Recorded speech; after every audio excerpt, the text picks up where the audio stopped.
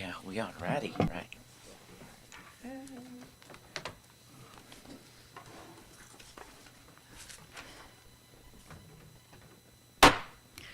Good evening, everyone. I would like to bring the City Council, the regular meeting, to order. This meeting will be conducted in person and also by the virtual communication through the Zoom. Emails will be continue accepted, but will not be read aloud during the meeting. We will start with the meeting by Pledge of Allegiance. I would like to ask Robert to lead us for Pledge of Allegiance, please. I pledge allegiance I pledge allegiance, right, to the United States of America, to the to the republic republic which is for which it one stands, one nation, under the God, God, indivisible, with liberty and justice for all. Amen. Thank you. I would like to ask our city clerk, Rebecca Barr, for roll call, please. Councilmember Lowe, Here. Vice Mayor Barnett, Here. Councilmember Agramonte, Here? Mayor Dean. Here. Thank you, and we can let the record show that Councilmember Felder is not present this evening. He's in Wisconsin, right? Okay. All right. I hope he has a good trip, not very cold. Since last our city meeting, City Council has not had any closed session meeting, so no any item to share with the public. Next, I would like to ask our council members any changes for today's agenda. Any change? If not, I need a motion to approve today's agenda. Move to approve? Second. Thank you. Roll call, please. Councilmember Lowe, Aye. Vice Mayor Barnett, Aye. Councilmember Agramonte, Aye. Mayor Dean. Aye. Thank you. The motion carries 401. Thank you. Let's move to agenda number 1, public comments. Members from the public may make your comments, your thoughts at a visitor time. It is recommended keep your comments in 3 minutes or less. Please come to the podium and start it by your name and how to spell it.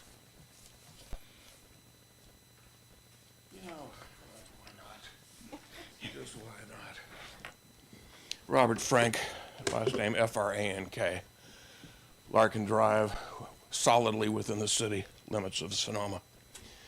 I remember my father told me years ago, Stanley Frank, and this goes way 50 years ago at least. He says, Robert, he says, you don't have to be mayor of this town. You don't have to be CEO of a major corporation. All you have to be is right. And so a recurring question that's come up in recent months is, are people who live in the Sonoma area generally welcome within these commissions and committees?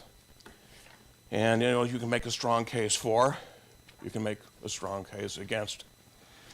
But I say that if they want to give an opinion, why not from this podium right here first? Establish yourself, establish your allegiance to the community, and then get picked. Because you can't be a lapdog of some elected politician. You have to be here, prove yourself first, and then you get picked, and not be a lapdog first. Thank you very much. Thank you, Robert. Any comments from the Zoom, please? No one's raising their hand at this time, Mayor Dean. Okay. Let me close public comments. Let's move to agenda number 2, meeting dedications. Council member? No. Okay. Today we don't have any meeting dedications. Let's move to the next agenda, number 3, presentation. 3.1, introduction of interim the planning director, Laura Sington.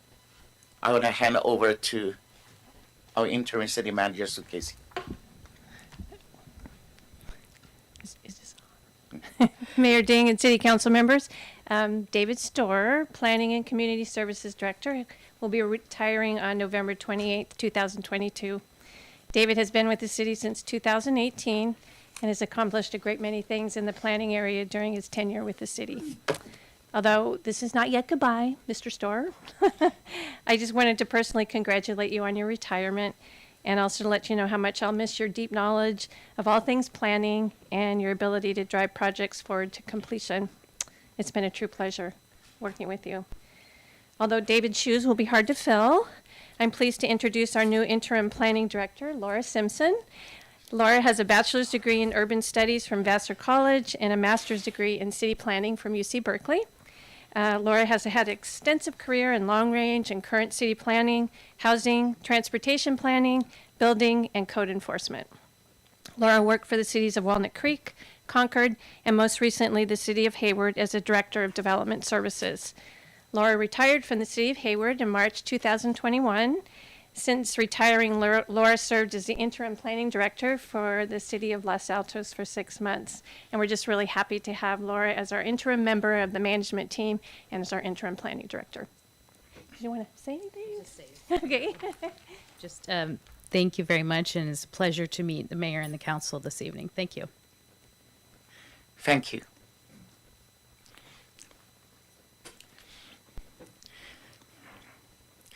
First of all, thank you and welcome to the Sonoma.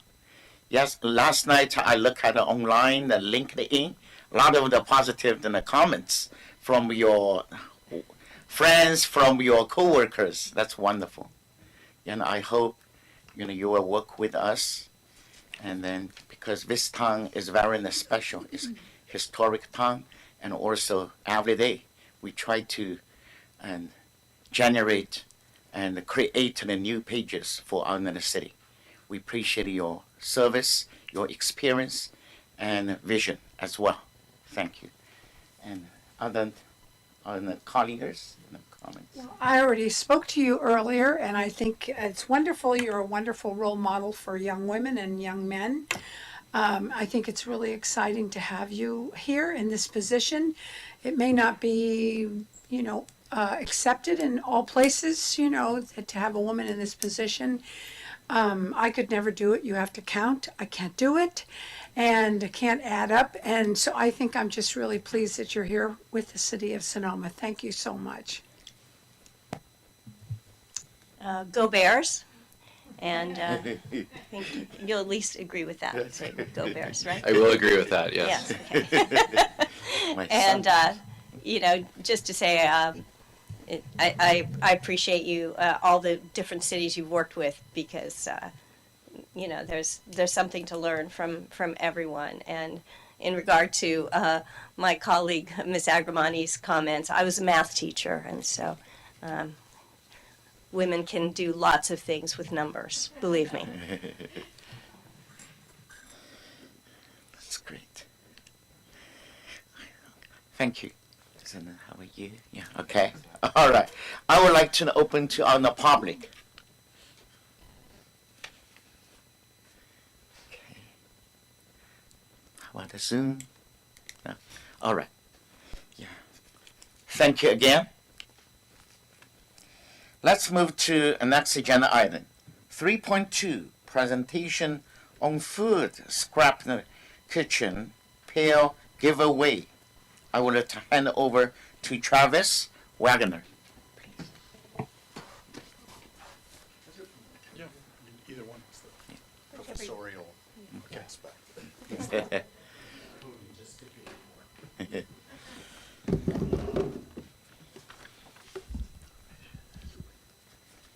Here we go. Mayor Ding and city council members, welcome. My name is Travis Wagner. I'm the sustainability coordinator for the city of Sonoma. I'm going to talk about the kitchen pail giveaway. Let's see if this button works. Oh, it does. Good. So as I've talked about previously to the City Council about SB 1383, which is a state law that mandates that all organics be separated, segregated, and collected and composted. And basically that means the green cart. And so one of the requirements of the state law is that everyone has a green cart. So hopefully that's the case. We believe that's pretty close to the case here in the city of Sonoma for residents, commercial, institutional, and government as well. And the reason why this law exists is because landfilled organics, so organics in a landfill, because there's no oxygen, it decomposes into methane, methane being a very powerful greenhouse gas. Landfills are the third largest source of methane in California. So food scraps are one of the, because they're high water content, they're actually weigh significantly. So of all the waste sent to a landfill in California, 18% is food scrap. So another way to think about it, it's about 300 pounds per person per year. So it's pretty significant. And that's the whole focus of the state law, is to halt that and to stop the generation of methane. So organics includes food scrap. So traditionally the organics have been what we think of as yard waste, leaves, brush, clippings, and so forth. But starting last year in Sonoma, food scraps have to go into the green bin, the organics bin. And so just some basic short list of what food scraps are. It would be meat and fish parts, whether that's the bone, gristle, or any other part, dairy, cheese, eggshells, coffee grounds, filters, food contaminated packaging. I have a little picture of a pizza box that should not be recycled because of the grease, so it should be composted. And then I always, even though paper towels, napkins, and tissue is not food scrap, I always like to point that out because that cannot be recycled, but it can be composted. The only time you don't do that is if it had some hazardous material cleaner on it, or paint or some other material. Then it should be put in the trash container. And the whole focus is to take the segregated food scraps and turn them into compost. And compost sequesters carbon. So you get a 2-for-1 here. So one is you're preventing the generation of methane. Meanwhile, you're sequestering carbon as well, which is the whole key aspect. And finally, diverted organics extends landfill life. I can't imagine any public official in Sonoma County would actually talk about citing a new landfill. That would probably, well, anyways, it just wouldn't do that. So we need to extend the life of the landfills as much as possible, so keeping organics helps achieve that. So to encourage the proper segregation and placement, the city is starting a giveaway of what we call kitchen pails. It's not a great name, but it's a specifically designed food scrap pail to collect and then transfers food scraps into the green cart. So staff obtained a significant grant. This was from Cal Recycle. This is administered and partnered with our Joint Powers Authority, Zero Waste Sonoma. And the whole point of that is you could do whatever you want to help do education outreach and really achieve that segregation goal. So the city partnered with every jurisdiction except one in Sonoma County to purchase these pails. We were able to do that and get a significant price reduction. So these cost $4.92 each. They do contain post-consumer recycled material, and we had to have the green container so it matches the colors. The city has about $2,800 remaining specifically for the outreach aspect, which I'm going to talk very briefly here today and is starting this week. So if you did look at your pail, there's a part of this is an insert telling you what you should do, how you should do it. We also started an ad campaign, just started this week. So we have an editorial and an ad at the print and web version of the Sonoma Valley Sun. We have a public service announcement on KSVY radio. We have Facebook ads that will be starting. Our hauler, Sonoma Garbage Company, is doing a mailing insert, and we're probably going to do a water bill insert as well, so we can get a multimedia, multi-communication channel aspect. And the picture there is just a copy of what the ad looks like. Sonoma garbage collectors will distribute them free to any customer, provided you just send this email. And this is emails being distributed everywhere. Sonoma Garden Park is also a distribution partner, provided it's just Fridays and Saturdays. That's the only time they can staff it. We also have Refill Madness. I believe our mayor is quite familiar with this distribution point. They are another partner that's helping. And I will say that before the ad campaign started, I had brought 100 pails and they had already distributed them just through their own social media. So each one of these groups are doing their own social media outreach, so we can really get the word out. And then City Hall is also doing that at the front desk. We're looking at using the remaining funds. We have a large retailer in town that's interested in hosting an event, so we're working on that. Should that happen, then we will be using the funds for that. We have been told that a much larger grant, possibly double the size of the grant that we have, will be available next year through or in the spring, so next year through Cal Recycle to help support this overall project, whether it probably won't be pails, I think we have plenty, but some other aspect of that. And so I just want to give special thanks to Refill Madness and Sonoma Ecology Center, City Hall staff who has to hand these out. I appreciate that. Our hauler, Zero Waste Sonoma, KSVY, and of course Sarah Tracy, who helped design this with the graphics and has really helped support this as the communications aspect. And I'd be glad to answer any questions if you have any. Well, you know me, I would say, I just told Travis, I have never seen an ant in Sonoma. I come from Daly City. If you left a piece of candy on the counter, millions of them showed up. I had ants outside. So here's what I understand. I have to wash the pail, I was told, after I've used it. The other thing I understand now, I put anything in from my compost egg, and so I put it on a piece of paper in the whatever, green thingy. Yes. So, yeah, one of the problems is moisture because of food waste. So if you can put cardboard, shredded paper, paper towels, used paper towels to absorb the water, or only in the city of Sonoma, you can use certified biodegradable plastic bags. Right. No other jurisdiction. And right now, I know they're available at Refill Madness, but they Right. have to be the green certified. And you can close them off and that prevents the Yeah, moisture. and I think Safeway is handing out something, but I think those are for cans and bottles.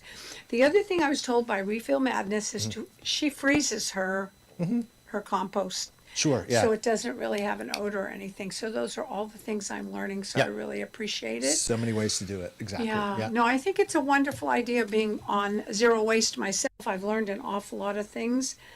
And so I'm just really, well, you're the best. So you are. We still have some other issues that we can't get going here, obviously, with the recycling. And if I don't want to have you divert, but it's very important what we're missing because of that. So if everyone would be patient to listen to what you might share after we talk about compost. Okay, yeah. It's great. Any more questions? If not, any question from the public? How about to the Zoom? No? All right. Thank you so much. Sure. Travis. And, Mr. Mayor, I just want to say that there's a number of them out That's there great. free, so everyone take as many as you want, because I don't want to put them back in my Wonderful. car. Yeah. We have plenty. I hope So- we can reorder some. Thank more. you. So the one thing I wanted you to share also was with respect to the recycling, you know. Safeway is draconian in what they ask people to do. I mean, they're doing the job of recycling plants, and it's pretty awful, the rules that they have. So I'm just really sorry that that's happening to the people here in Sonoma. Could you explain quickly, I don't want to take everyone's time up, about the grant that other cities have passed by us because they're actually doing recycling here? I believe you're talking about the redemption containers. Yes, so City of Sonoma is a member of that grant. So it was originally given to five, I think it was 5 communities. And so right now, Healdsburg, Sebastian, and I forgot one other. I think it's Windsor. Yes. Now have those Kiosks. opportunities. What we call the kiosks. So they're like shipping containers. They are not self-service. They are staffed a maximum of 3 days per week, 4 hours per shift. Because they're the support staff, they're working with the cerebral palsy of North Bay. So there's limits on how much Right. labor they can Right. use.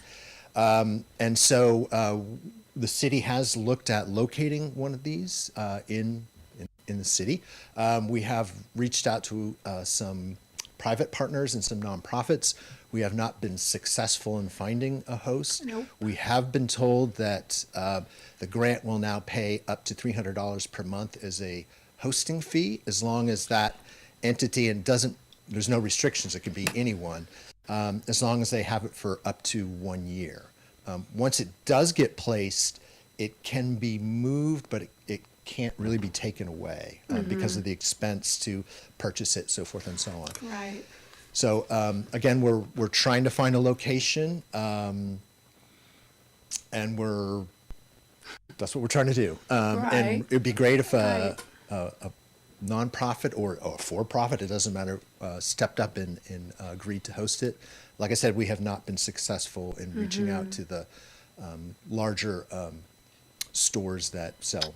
Right. Well, and our Safeway manager, Josh, I can't say his last name. It's amazing, but he really would like to do it, but obviously their corporate office is not interested in it. And I remember some time ago that they should have been fined $100 a day by putting a sign that they do this recycling, and they never did.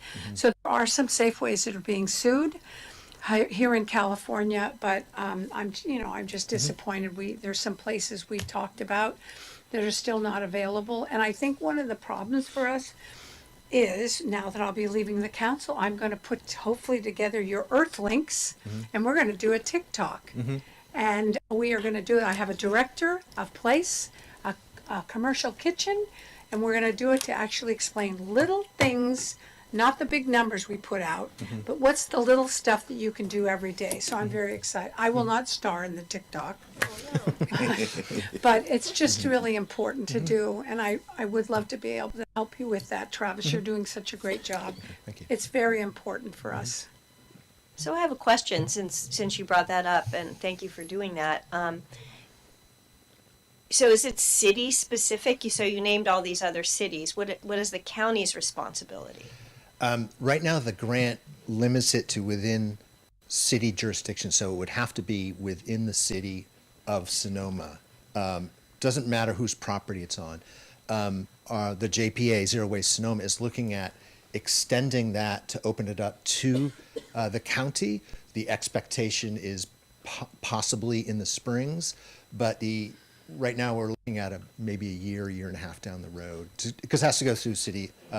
Cal Recycle has to approve of it, then the County Board of Supervisors has to approve it, and so forth and so on. So it's really the approvals, but that's probably about a year and a half down the road. Because it seems to me that the general area Yeah. is impacted, Yeah. and that to put the responsibility on a city that's far too small, I've said that before, that we would be getting, the people would be coming from the Springs area to the recycling, and it seems like something we should bring up to the supervisors too, because that it seems like an important thing, and it's a community thing. It's not a city thing. I Yeah. understand, Santa Rosa's could handle it, and some other ones, but there's quite a lot of the county of Sonoma that is not within city jurisdictions. So And it doesn't matter the jurisdiction. We can have people from Boys Springs, Right. anywhere to bring but stuff it's here, but we don't it's have just anything. for the city,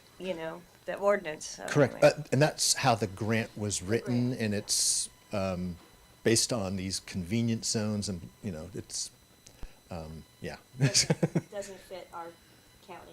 But thank you, thank you. Thank you. Thank you again. Yeah, thanks. Thank you, all your questions. Mayor Ding, I'm sorry, but as you closed public comment, someone did raise their hand on Zoom. If you want to Yes, take that yeah, comment. please. I'm going to bring in Claire Salat, and hopefully this works because That's they just messaged me that they had to shut down the Zoom in the AV because there was a lag. So we're going to try this.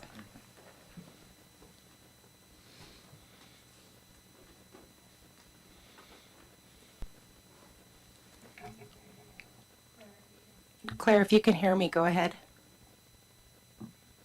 Hello. Hi, Claire.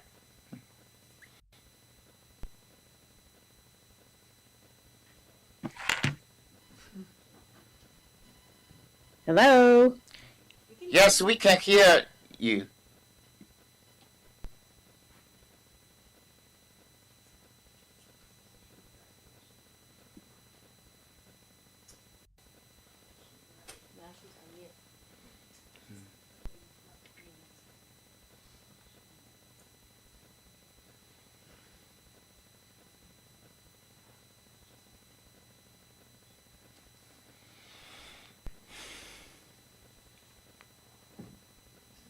Hello.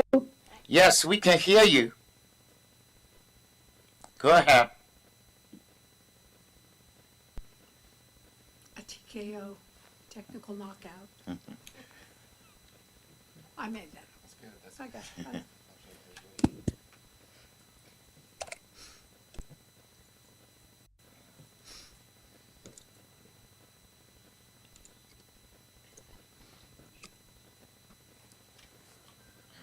Check. Rebecca, there's no indication that my mic works. There's no, all I can see is your Q&A.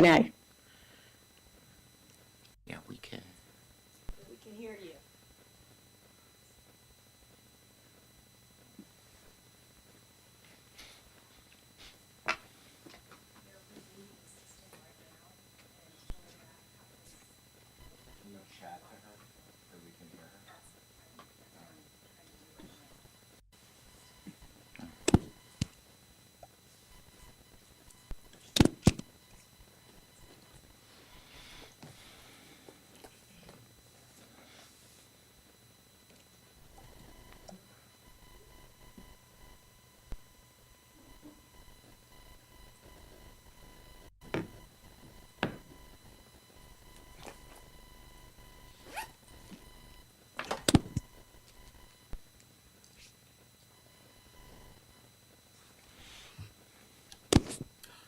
That happened to me. Yeah, Exactly yeah, what's wrong. sometimes, yeah. She has to update her Zoom.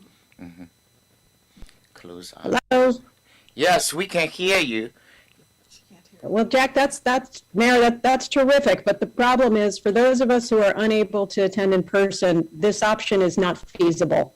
We need to have a working system so that people who are attending remotely have an experience that is similar to what you all are having who are able to attend in person. And right now, the Zoom is cutting off. We weren't able to get in for the first 12 to 13 minutes of the program. There's a terrible echo that we hear constantly when a speaker is giving comment. And it's just, we're too far into a world where Zoom is normalized to still have this many problems with the city when it comes to giving access to people who are unable to attend in person.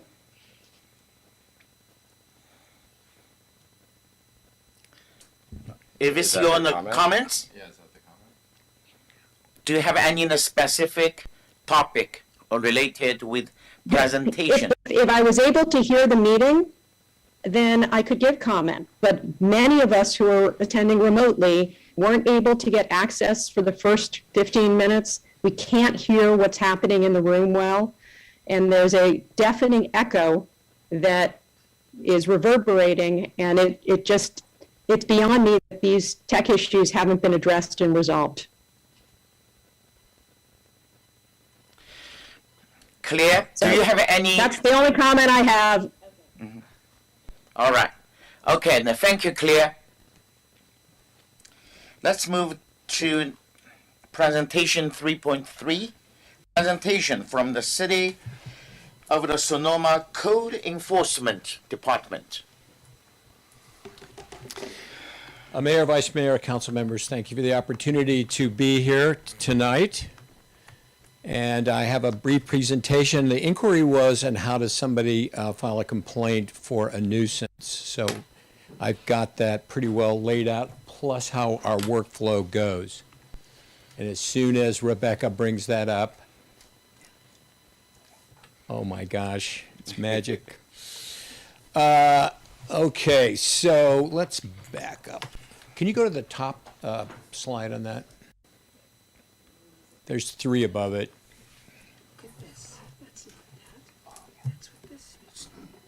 Have you got PowerPoint up? Here, let me see.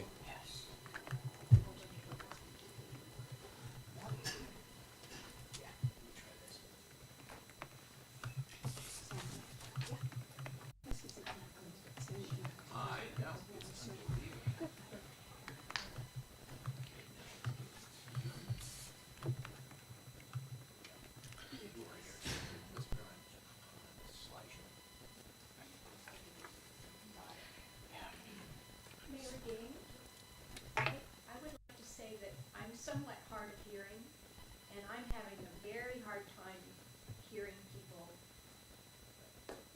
so I would say please use your microphones. That would be helpful. I know some people are, but. Okay. Actually, my microphone is not on. I think your microphone We only is on. put them on when we're speaking. Yeah. Yeah, okay, But if you don't speak to them, then it. you got it. Very great. One thing on that, if you can take your microphone off if you're not speaking, because it blocks the other microphones. Okay. Yes, that is right. Okay, we're ready to start nuisance enforcement protocol. And actually, a nuisance is pretty widely defined under our code. As you can see, basically any violation of city, county, state law is considered by our code to be a nuisance. And on occasion, such things as orders from the public health officer are also enforceable by code enforcement as a nuisance, aka the COVID issues. So how to make a complaint? If a citizen wishes to make a complaint with regard to looking towards getting city assistance in compliance to the code, there's a couple of ways they can do it. If they go to the city website, thanks to Sarah Tracy and everybody else, this has really been smoothed out in the last couple of weeks. It's quite nice. If they're not sure where to go, they just type in code enforcement in the search box. And the next thing that comes up is a list of code enforcement. I couldn't make that any smaller, by the way. It's the smallest I could make it. I'm sorry about that.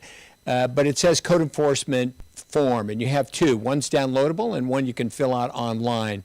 So they just click on that, or they can scroll right down the front page of our website, and under report an issue is code violation. If they click on that, they'll get the same thing. It's called a code enforcement investigation request online form. They can download and print out one, fill it in by hand, and take it to City Hall or scan it, send it back. So there's a number of questions on there about who they are, what's the nature of the complaint, and they go through a whole series. And this presentation is available. I apologize, could not get it large enough to be seen. And at the end, they sign a verification that they've read and understand what the code enforcement protocol is, which basically tells them what you already know, is that this is service provided, and we'll do our best to investigate and determine whether or not a complaint exists. And if such, we'll attempt to bring compliance. It may involve the imposition of fines and penalties. So the process that we use is once we receive, and I'll go through this, I'll just explain it to you rather than trying to read this small print. But basically what happens is we'll receive a complaint. Typically it comes through 2 sources. One of it is a staff member, and that includes the PD or staff, and the other way is from a citizen. Staff member, and we'll deal with how we handle those complaints differently, but this is for a citizen. So if a citizen calls, makes a complaint, we'll take a look at it, we'll investigate it. If it looks like there is a violation, we'll open a case. If we open a case, we generally send a preliminary letter out to the property owner or responsible parties. It could be a landlord, could be a tenant, could be a lessee, lessor, and advise them that we've received a complaint and that we've determined a violation exists. This is the violation. This is the statute in the city code that relates to that. This is what they need to do to correct it. And we want to work with them during this period of time, and they have X amount of time to bring it into compliance. We also advise them that if they don't, then there may be subject to a formal proceeding in which fines and penalties might be imposed.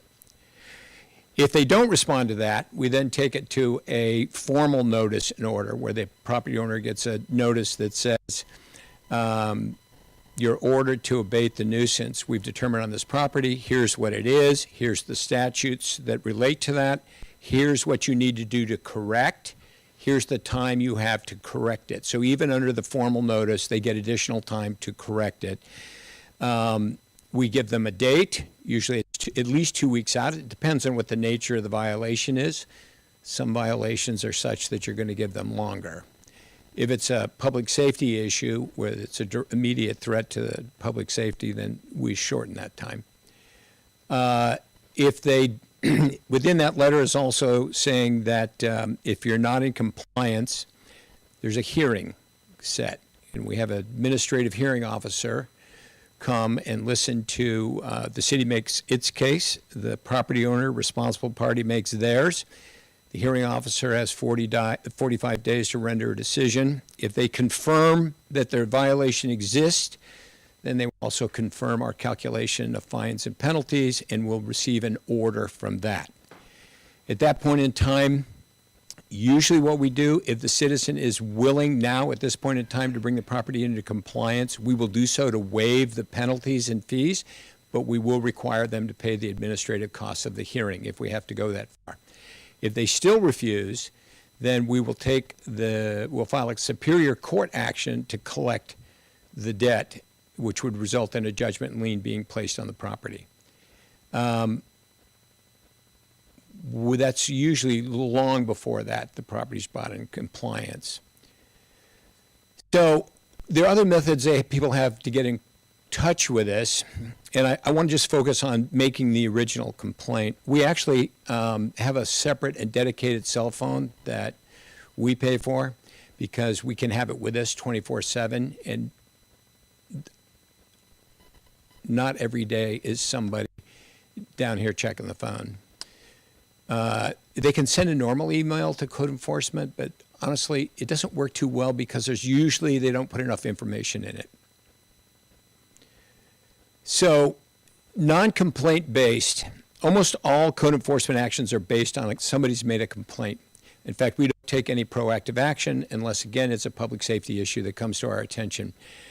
The ones that we will operate on and open a case are immediate threat to public health or safety, unpermitted construction, if we determine that, or there's been a referral for enforcement by city staff. And typically the way that we work is city staff makes a determination whether a violation exists or not. We are the enforcement arm for that particular department. We rarely make a decision about whether or not a violation exists. Guidelines for code enforcement actions. This is for complaint only. So this is how we prioritize. Keeping in mind that our budget, if you took it out over 52 weeks, is slightly more than 7 hours a week to work on code enforcement. So we get a lot of inquiries and referrals, so we have to have a way to triage them. This is the way we do it. We only take non-anonymous formal complaints completed through the city process. The complaint source, are they a directly affected party, or are they somebody who just has a grudge against somebody else and goes through a neighborhood or a community making complaints? How serious is the violation, and what's its impact on the complainant? How serious is the violation on the community, or the degree of culpability of the responsible party? What happens if we don't do anything? Frequency, reoccurrence, number of violations by the same person. Does the responsible have any justification for the existence or continuance of a violation? And is the responsible party making any good faith efforts to mitigate the violation or come into compliance? So based on that, here's our current caseload. These are cases we are investigating at this time. So there's 13, 14, 15, 16, so it's 17 cases we are currently investigating.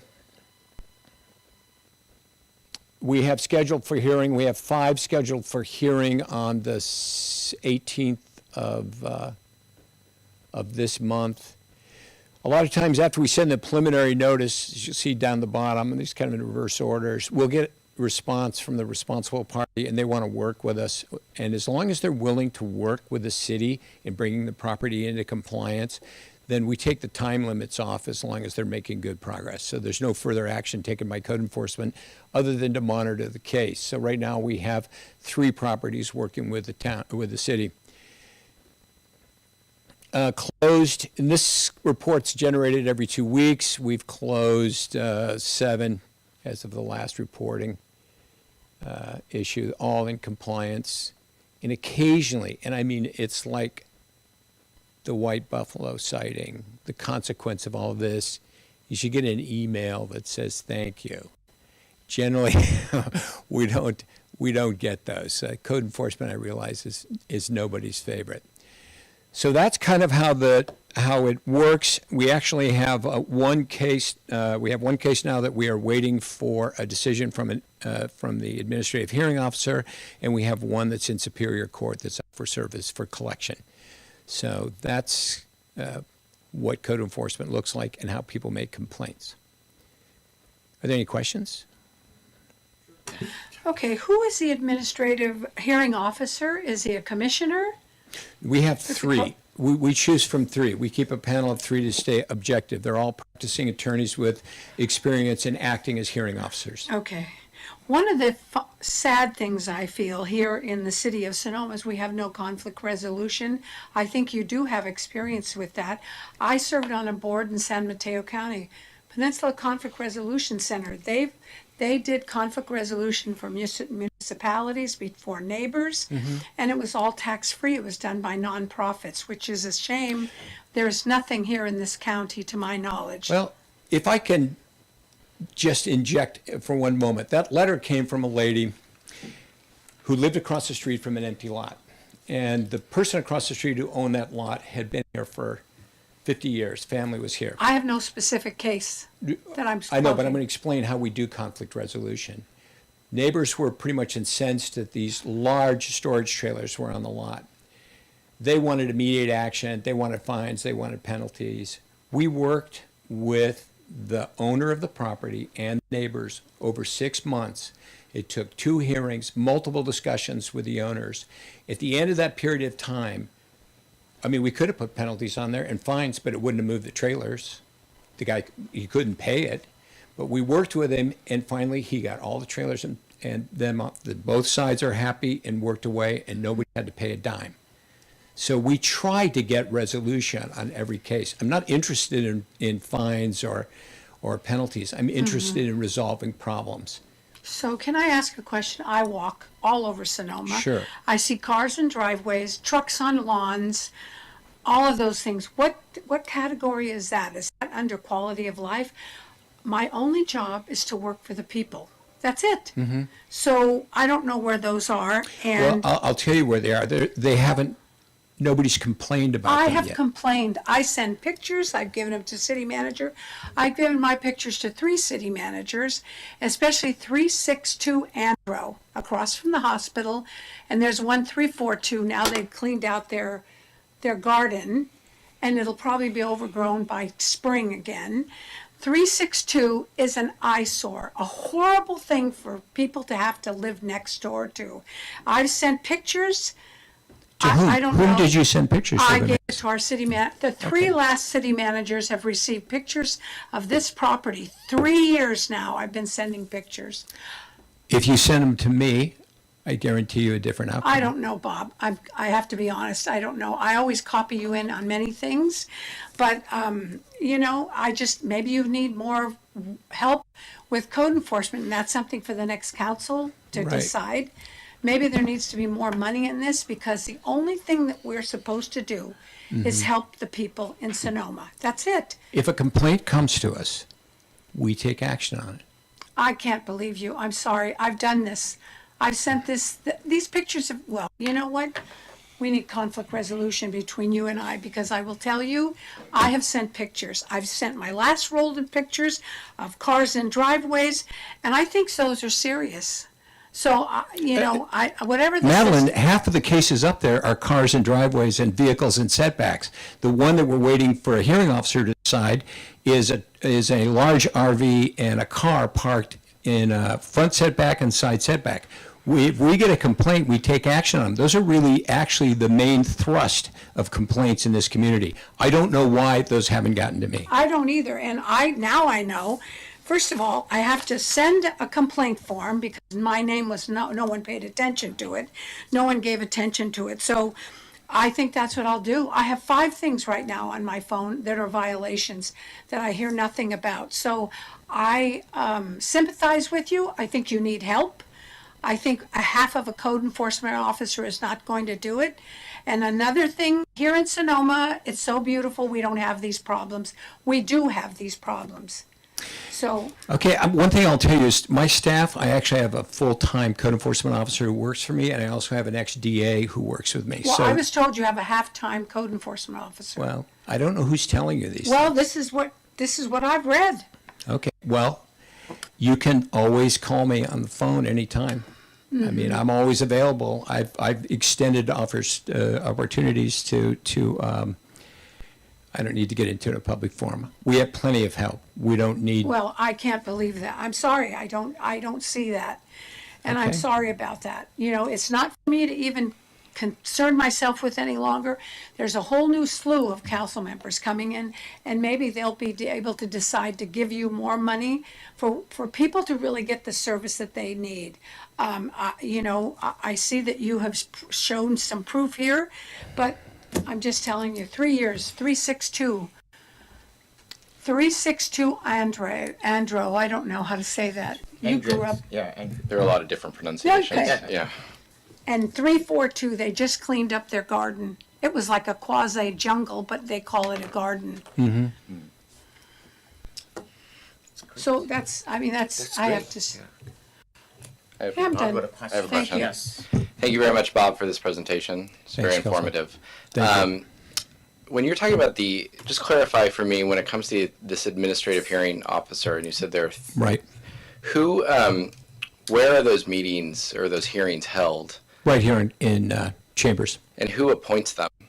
They're selected by us. We just go through the rotation list, see who's next and who's available. And so by us, you. Of the code Yeah. enforcement, right? Yeah. And then, and this is sort of related, but I seem to remember at one point you were the city prosecutor. I still am. You still are. So can you, what specifically does that mean? Like, for example, like, is a consequence from some of these, like, depending on how the hearing turns out and the resolution turns out, like, for right. example, are any of these violations subject to misdemeanors or any sort of? Typically, they're not. The reason that they kept the title of city prosecutor is that it was hard won in the first place, and you can always use it in some circumstances, and it's a job title. You keep as managing all the managing code enforcement. I'm the attorney who appears in court. I'm the one. Occasionally with a code enforcement decision, a hearing officer's decision, they can appeal it, and it goes to Superior Court, and it's a trial de novo. So we have a new trial all over in front of a Superior Court judge. And I do that. I handle all of that. And I handle all of the hearings as well. So that's the only venue that, for example, a misdemeanor could be. Right. Did we ever issue misdemeanor? We did until about That's what I thought. That's why I'm asking this. till I can't remember when. Kathy Caprioli was the one that made the decision that we were going to move to quality of life issues by using code enforcement instead of doing our own misdemeanors. Have you seen that move to be beneficial? Do you think that works better than the old system? I think you should probably ask Madeline Thank you. Nothing's working. I'm telling you. I walk everywhere. I've sent pictures. I've told every city manager, Kathy Capriola, whatever, Dave Kiff, Garrett, and now Sue Casey. I've sent pictures. I present them to them. I Nothing. don't disagree with you, council member. It would not be my place to do so, and I assume that you have done that. All I'm telling you is I haven't gotten them in a format to open a file on them. I have plenty of people and plenty of time to open files on anybody who makes. Well, then a valid somebody has complaint. not passed them on to you. I thought perhaps my position would actually encourage someone to pass it on to you. So now I'll take my pictures again. I will actually make out complaints and they will be sent to you. That would be great. And honestly, I can't treat anybody any differently than anybody I've never else. asked you, I wouldn't ask you to do that. If you know me, that's not what I do. But it's just for me, I've seen this same house for 3 years. It's disgusting. And those poor people that live next to it, I feel sorry for them. Do you know what it's like as a code enforcement officer to walk or drive through this town? It's like, oh, gee, there's another one. They're everywhere. People, there are code violations You know what? everywhere That's you very go. fun to talk about, but I'm not talking about fun. I'm talking about sorry. the I'm scope. not satisfied with code enforcement right now. So Okay. we don't need to do this. And it's just awful. It's just terrible. I'm sorry. Okay, so I guess, Kelso, the answer to your question is not as well as when we were doing prosecutions directly. And that's probably true because we knew at the time with the DA, the reason we got the city prosecutor was because the DA was not, they were overwhelmed. So they weren't dealing with localized issues. And we did a lot of work, which we're trying to continue today, is to resolve misdemeanor issues with negotiation, mediation. We still try to do it at code enforcement level, but the reality is that you don't have the enforcement tools. So, for example, the Hayes Street lot that took us 6 months, that's because our administrative process is very slow and deliberate. It's 30-day notice here, 45 additional days, this and that. It's a due process issue that you want to respect, but because it's statutory, it's a lot longer than filing a criminal complaint on a misdemeanor. And we used to file somewhere around the neighborhood of 35, 40 a month. Criminal complaints. Criminal complaints. Really? Yeah, we did. We were the only city in Sonoma County that did so. And I think we were the only city in 75 years that took on that responsibility. Well, that's why I brought it up, because I was always surprised the city our size had a city prosecutor. And typically when you hear prosecutor, that means you can charge. You prosecute people. Correct. Right. Yeah. And as you say, it was hard won. And clearly, I assume the city council, we don't want to be prosecuting our friends Prosecutor. and neighbors. I mean, I think conflict resolution probably is the goal. Well, it's attempted. Neighbors, I was last night at a couple at 7 o'clock at night for an hour and a half trying to get their side of the stories and attempt to mediate the dispute they're having with their neighbor. So it's not easy. These are times when people are so charged with a chronic drip of cortisol and adrenaline because the news every day is horrible and COVID, that most people operate these days, I believe, on a confront thing. It's confrontation and controversy. They never get down to executive decision making anymore. Have you seen it? I mean, how long have you been city prosecutor? 30 years? 30, well, let's see, 37 years. So over that period of time, have you seen things in terms of, as you're describing, get worse in terms of neighbors and? Yeah, sometimes you can modify by agreement behaviors. A lot of time it's just sitting down, having them, it's very difficult, it used to be very difficult for people not to be more open when they're face to face. But these days, people are so confrontational that they're not open to dialogue. So a lot of times it takes an order, sometimes it takes a hearing, sometimes it takes a $40,000 award from a hearing officer. So But I still believe in my heart that most people are good, and if you can just get them talking, they can resolve their problems. The problem is, by the time it gets to a code enforcement issue, the problem is like any relationship, that the relationship has deteriorated to the point that no amount of counseling is probably going to cure it. So what you have to do is try to get a contract for behavior norms. They're going to do this, you're going to do that, and you're going to live in peace. So that's the way it is. That's what we try to do. I'm sorry that Councilmember Agamani is disappointed, and I wish it would be different. When we looked at code enforcement originally, pre-COVID, we were looking at expanding the services for full-time code enforcement, and then COVID-19 hit, and those were shelved. And so we still had part-time enforcement, but honestly, it was a waste of the city money because we didn't have somebody enough time to be actually providing any kind of patrol duties or anything else. So we voluntarily suggested to the city they cut our budget in half so we can handle property-related issues like the ones that are on the board there, and we can manage that with the time we have allotted. So that's how we got to where we are. If the city's unhappy with my performance, I have no issue with talking to you about changing that. But Well, I don't think they've expressed it. I've only expressed it because of my personal, my experiences of passing this complaints on. There has to be almost 10 of them, and none have gotten to you. So I'm going to go home, take everything I have, and write the complaint so you will get it. and then when I do it and it's good, are you going to ask me back to make a presentation and say thank you, or? You know what? I love your personality, but it doesn't help me. All right. All right. Yeah. Any more questions? Yes, please. On the web page, Right. and you put in code enforcement, and it takes you to where you need to go. Right. I've been sitting here for a year.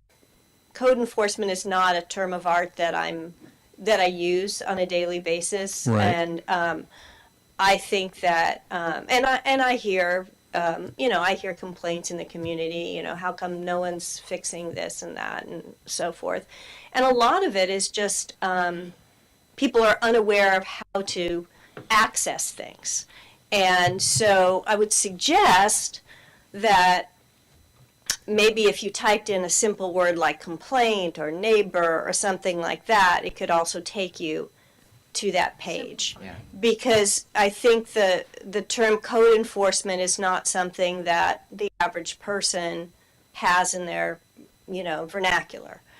And yet so they become frustrated. They don't know what to do. And I think what we need to do is on the entry end, make it as simple as possible so that people don't feel frustrated by the lack of response. And Right. and honestly, we can only respond through the channels that you described, which is fair enough. So if the people are not getting access to those channels, we have to figure out how to make it easier for them to do that.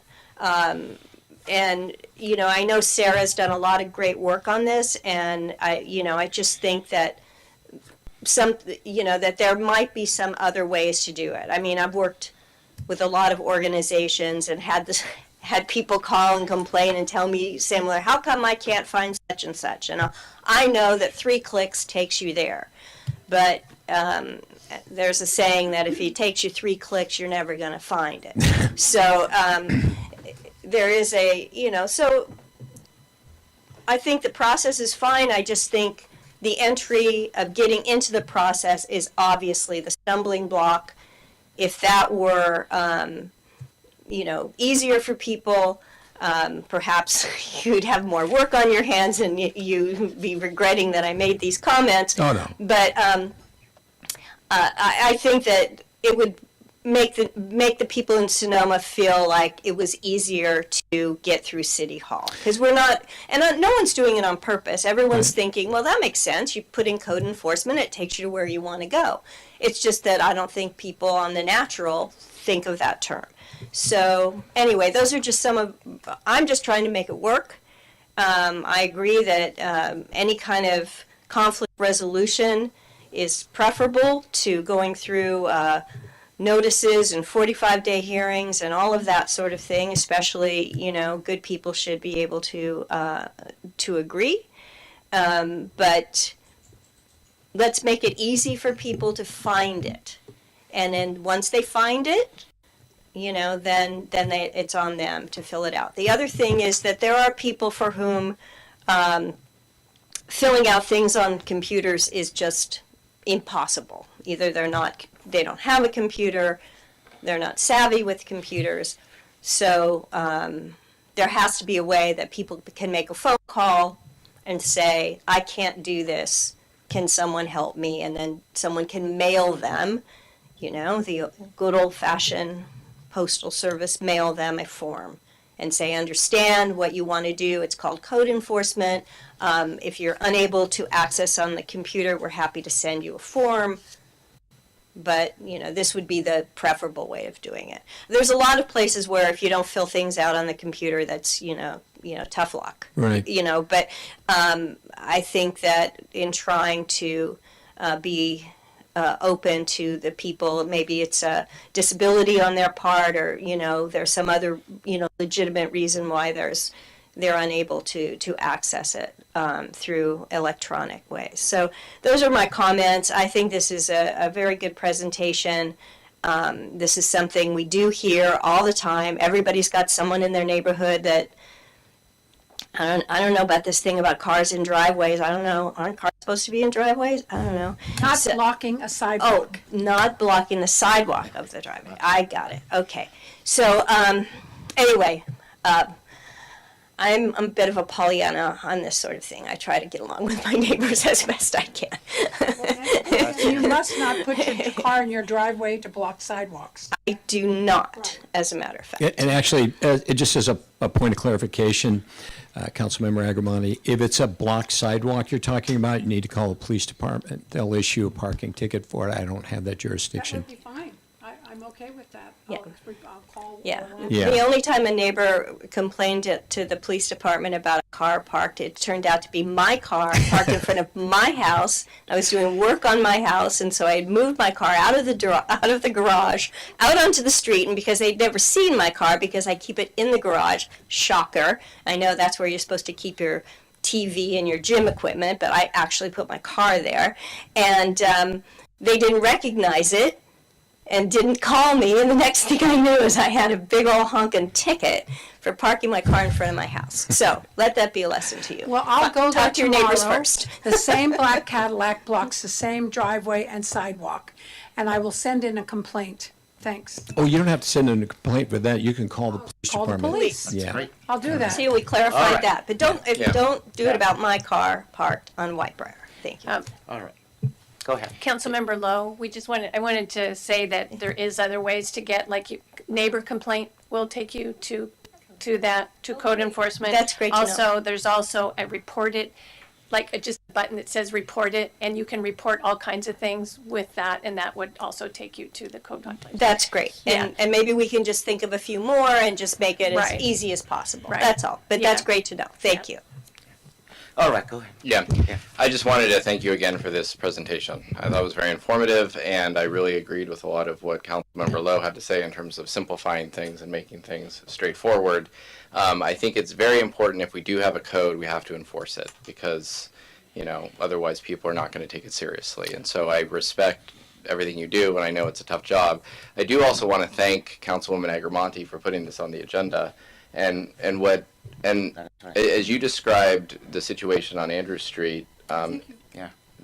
well, I mean, we did it together, but is unacceptable in terms of, I think you said 3 years, and I know exactly what you're talking about. And so Yeah. the frustration you have, I can, as being a member of the city council, I know that we don't treat people differently, but I can only imagine the frustration other people in neighborhoods sometimes have. And so what I heard from you wasn't anything about the code enforcement officer, Bob Smith. It was apparently city managers not directing your issues to the code enforcement officer. The last 3. Okay, so I just wanted to point that out. I think, you know, that I is didn't know. that I is mean, unfortunate. Had I known I have to go directly to you, I've called you, we've spoken before.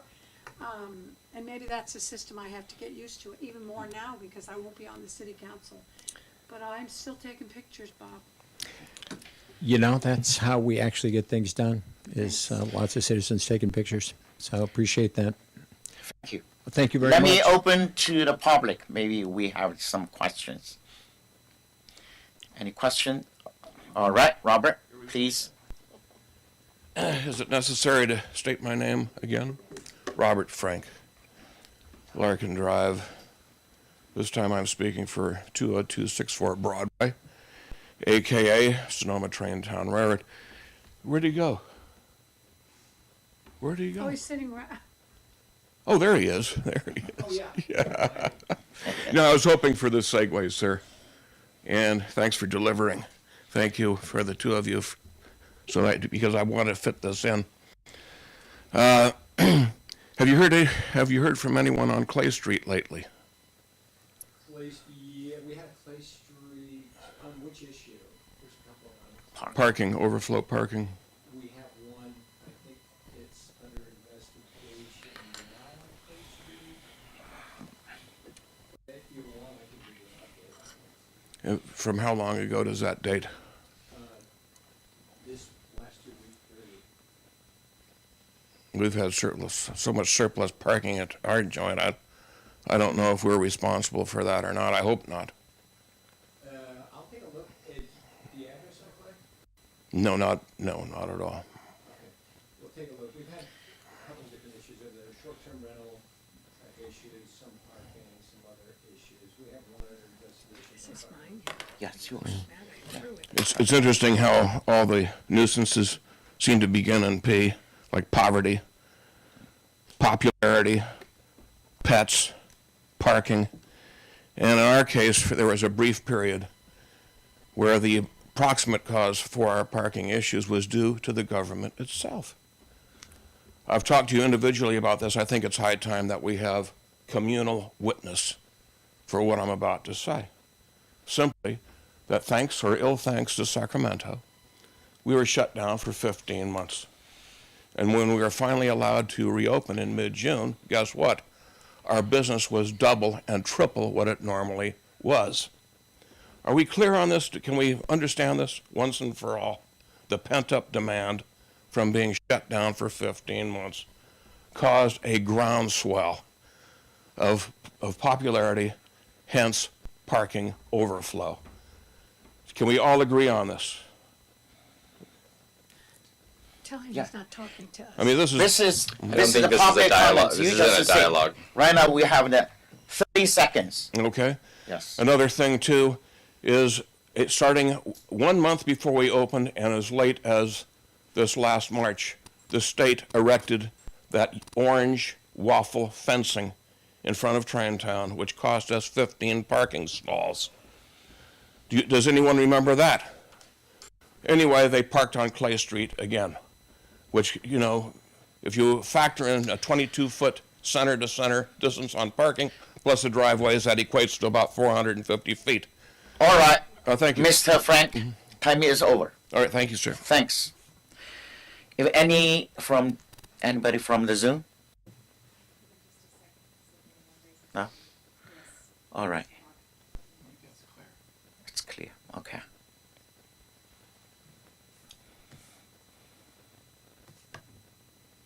Oh, clear, Ski.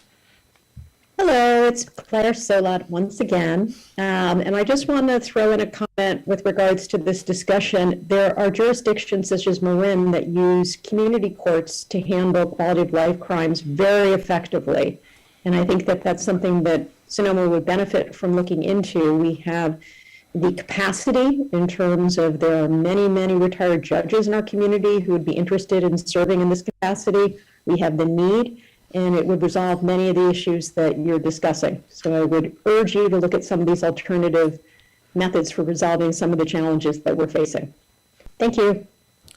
Thank you, Claire. Any more? No. All right. Yeah, no, thank you so much. Thank you, my colleagues and public comments. Thank you, Robert. You did great work, and we needed to improve. And I think the most residents here in Sonoma, they don't want to break any rules, but sometimes violation comes from less of the education, information, and the consequence. So that we needed to also improve this period and area. And also we can get a reference from the other cities, small towns just like us. And also you just mentioned the manpower and resources. Yeah, you can, propose your plans to the city council, to the city. We definitely work together. This is the best part for the city to provide the service, quality service to our residents. It's very important. I hope you will work closely with the city council and the city staff. Thank you. All right, let's move to agenda number 4, consent calendar.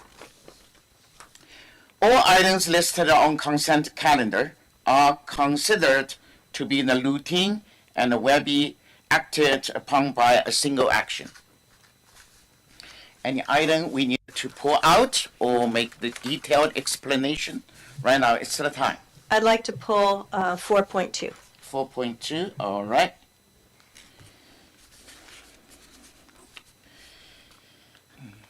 Anything else?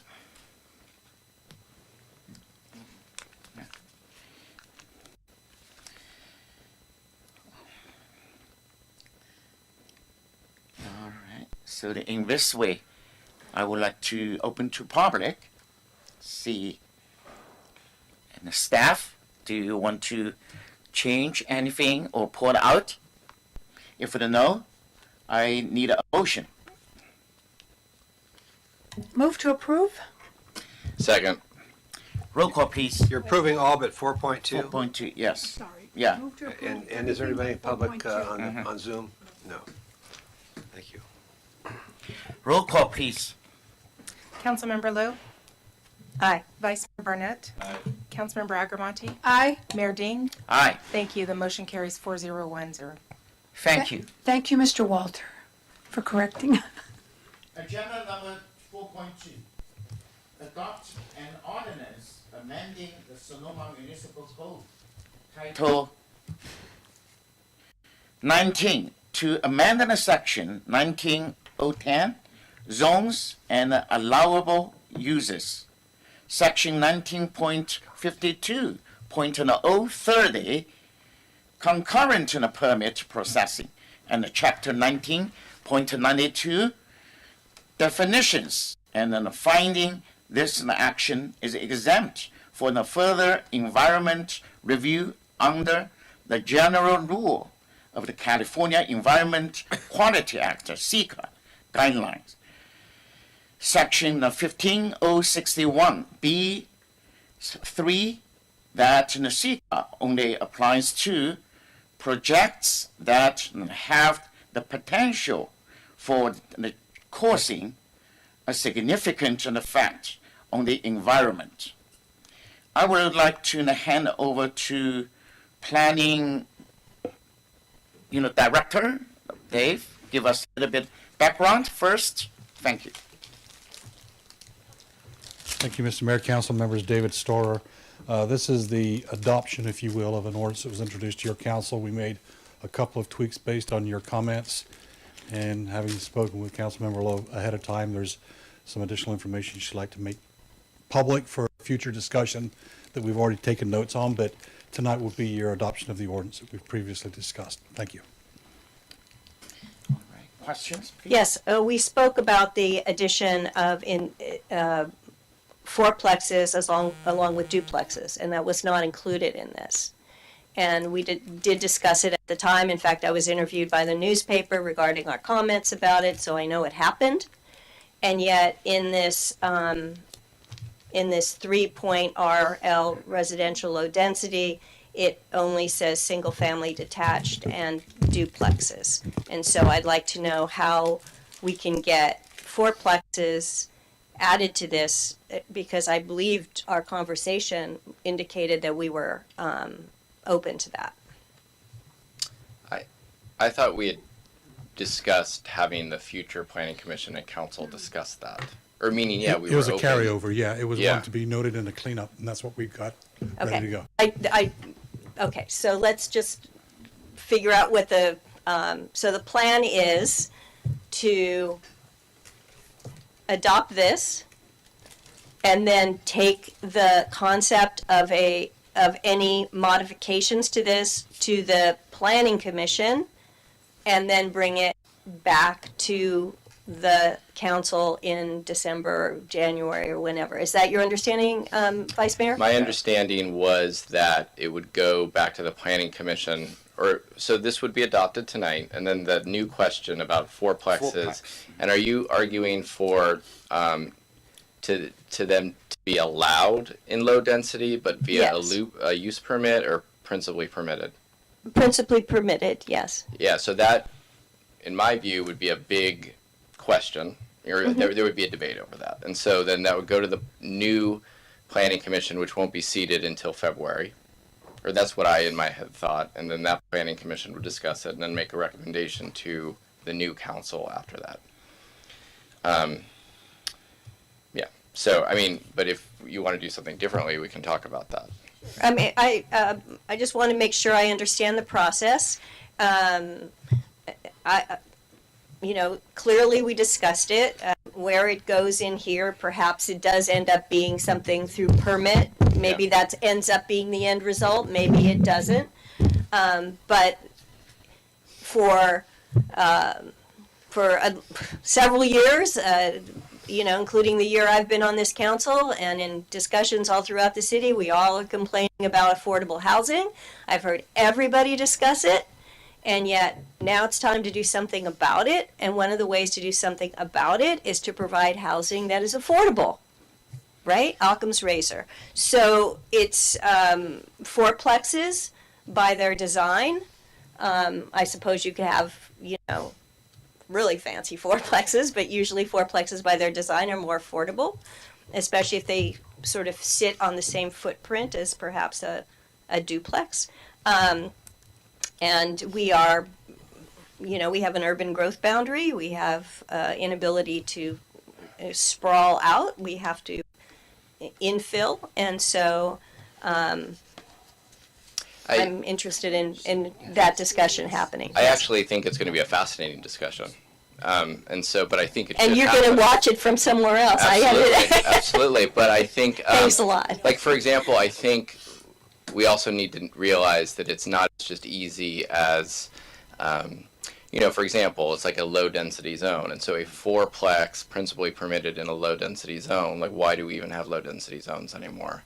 And for example, if that low density zone in our current zoning can produce 1,000 units, but with this change could then produce 4,000 units, would there be CEQA required to, look at that? Like, so it could be a process, and I think it could be, quite frankly, of course we need more housing, and more affordable housing. Obviously, that's achieved through many means, especially through increasing supply. But I think that could be a controversial discussion in Sonoma that, I think people throughout the west side and east side might be surprised to know a 4-unit apartment building could be approved or built right next to them with no level of review. And so I think that, and then just the CEQA implications. And so that's why I thought that would be, because it's such a big discussion, that's why I thought it would be in the future, not.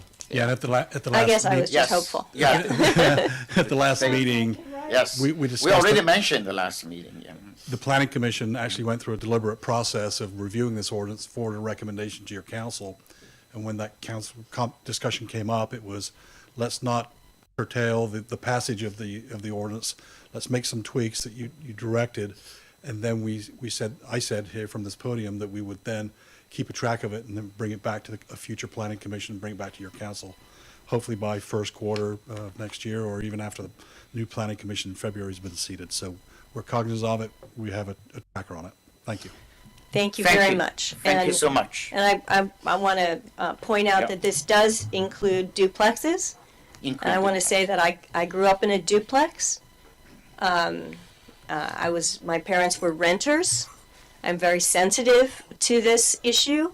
I never, through my entire life, while I lived with my family, they never owned a home. We were always renters. I want to be very sensitive to that there are renters in our community. They are productive, and we need everybody to find a place to live. And so having duplexes, I think is wonderful. And I think when we get to the discussion on fourplexes, I think that will be nice too. And I'll show you some beautiful examples. And I don't think people should be too freaked out about it. And, I grew up pretty much okay. I think, there were some times, I suppose if you asked my mom, she would disagree. But I think a duplex is a fine structure for people, and I look forward to having more of them in Sonoma where people can live and rent and be part of our community. Thank you, Senator. Appreciate it. I would like to open to public. Any more comments? All right. Robert Frank, Larkin Drive. I was just going to say, I live on Larkin Drive, and I already have diminished water pressure where I am. If you start constructing all this infill, what is the water pressure? How's the water pressure going to behave then? Are you going to have to tear up the streets? Construction is as much underground, almost as it is above ground. There's a lot of infrastructure down there. Now, unlike other cities that are all filled in, you have hundreds, if not thousands, of vacant acres around here that would lend themselves perfectly to very well-crafted, groomed mobile home parks. You have an excellent example out there at the west end of MacArthur Street. You have a world-class mobile home park there that has stood the test of time since the early 1960s. And if you convert farm acreage into mobile home parks, guess what? You're going to conserve water, because human consumption takes far less water than agricultural production. Not only that, if it burns down, you call the factory, send us some more. They can be made earthquake-proof. And if you were to sell divisible interests in these mobile home parks, you'd give people an economic stepping stone from which to get more substantial housing. If someday it becomes functionally obsolete, then you can scrap it. You can even set up mini utility districts for the sake of sewage. Anyway, that is one possibility. It just so happens I went to high school with a mobile home park developer by the name of Chuck Lamp, who would be very well qualified to work with you on this, in my opinion. That's about it. Thank you. Thank you. Anybody from the Zoom, please? Look at it. All right. Yeah. Thank you. Thank you so much. Yeah. I appreciate, Dave. Yeah, you have you on a time frame that we discuss, and also let the planning commission work on that. Again, this 4.2 has raised a very critical issue for the city of Sonoma. As you know, I support Measure W, which was approved 2 years ago. That is the urban growth in the boundary. When I started this program, first, based on my ideology, we should the average out the opportunities for our residents. So I support high densities for the affordable housing. And then a lot of people in the challenge our group, because I'm the advocate, and feels like you can get UGB, and also at the same time you want to lost and affordable housing. What is the resolution? Just an increased density. Here, for example, we should include a fourplex, not only in a duplex. So Measure W UGB got approved for extension for the 20 years. That is the approved by our local voters 79.4, something like almost 8%. That is tells everybody, tells our city council, tells our staff, we should follow this direction. Yeah. Thank you. If any in the motion we need to Can I okay. say one more thing? Yes. Because we're debating it. Yes. I actually think fourplexes can be done very well, and Yeah. and so I just want to be very clear that I'm not against fourplexes or density. It's really about whether the planning commission or can weigh in on the design, like whether there is a discretionary or over-the-counter approval. And I just think in Yes. Sonoma, I think discretionary approval is important. So That is right. Yeah.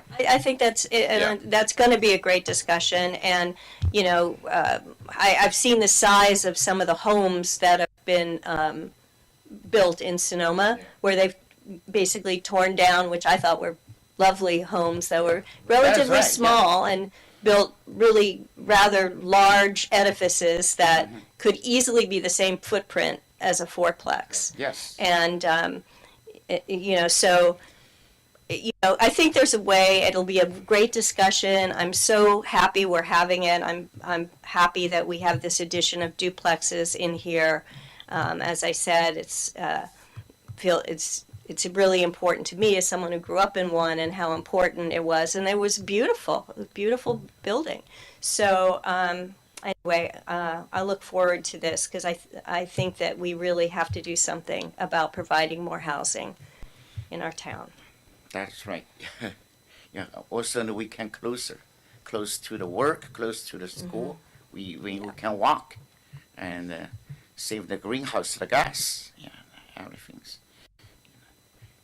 I'm very proud of our the local citizens. Got approved such a high rates got approved. Mr. Mayor, before you tonight is, at this item, is a consideration of adoption of an ordinance. Yes. Whoever makes the motion, I'd ask you to read the ordinance. So you would make a motion, I move an ordinance amending the Sonoma Municipal Code, etc. You do not need to read the findings Okay. Please. pertaining to CEQA. Okay. All right, I move that we adopt an ordinance amending the Sonoma Municipal Code, Title 19, to amend Section 19.10, Zones and Allowable Uses, Section 19.52030, Concurrent Permit Processing, and Chapter 19.92, Definitions, and finding this action is exempt from further environmental review under the general rule in CEQA, Guidelines Section 15061B3. Is that enough? All right. Who's second? Second. All right. Roll call, please. Councilmember Lowe, Aye. Vice Mayor Barnett, Aye. Councilmember Bragarmonte, Aye. Mayor Dean. Aye. Thank you. The motion carries 4010. Thank you. Let's move to agenda number 5, public hearing. 5.1, conducting a public hearing to adopt an ordinance repealing the Chapter 14010 of the Sonoma Municipal Code and enacting a new Chapter 14.10, adopting the new administrative provisions and adopting by the reference in the parts 2, 2.5, 3, 4, 5, 6, 8, 9, 10, 11, and 12 of the 2022 California Building Standards Code and amendments thereto, and finding this action is exempt from further environmental review under the general rule in the California Environment Quality Act, (CEQA) guidelines, Section 1506B3, that CEQA only applies to projects that have the potential for causing a significant effect on the environment. Right now, I'd like to hand over to Department and the Service Director and the Building Officer. Thank you, Mr. Mayor and members of the council. At its meeting of October 19th, 2022, the City Council discussed and introduced the proposed ordinance adopting by reference and amending the new 2022 California Building Standards Code. I gave a fairly detailed report during that meeting, so I won't rehash those issues. Council Member Lowe did raise one question that I addressed in the supplemental staff report. It was related to the possibility or idea that maybe air conditioning could be required in rental housing, and for a number of reasons, we're not recommending that that move forward at this time. However, if the City Council wished to discuss the issue at a later time, it's certainly open for consideration. The reason for not doing it at this time is because, number one, it would go against sort of, would be contrary to your affordable housing goals and energy reduction goals, but also it will take time because there's a special process that needs to occur with the California Energy Commission to mandate air conditioning. We would have to have a consultant help us prepare an analysis to determine if, number one, that rule was cost effective, and number two, if it would need to be less energy, there would need to be less energy demand as a result of that requirement, and which would mean that other energy things would have to be increased in order to provide that air conditioning mandate.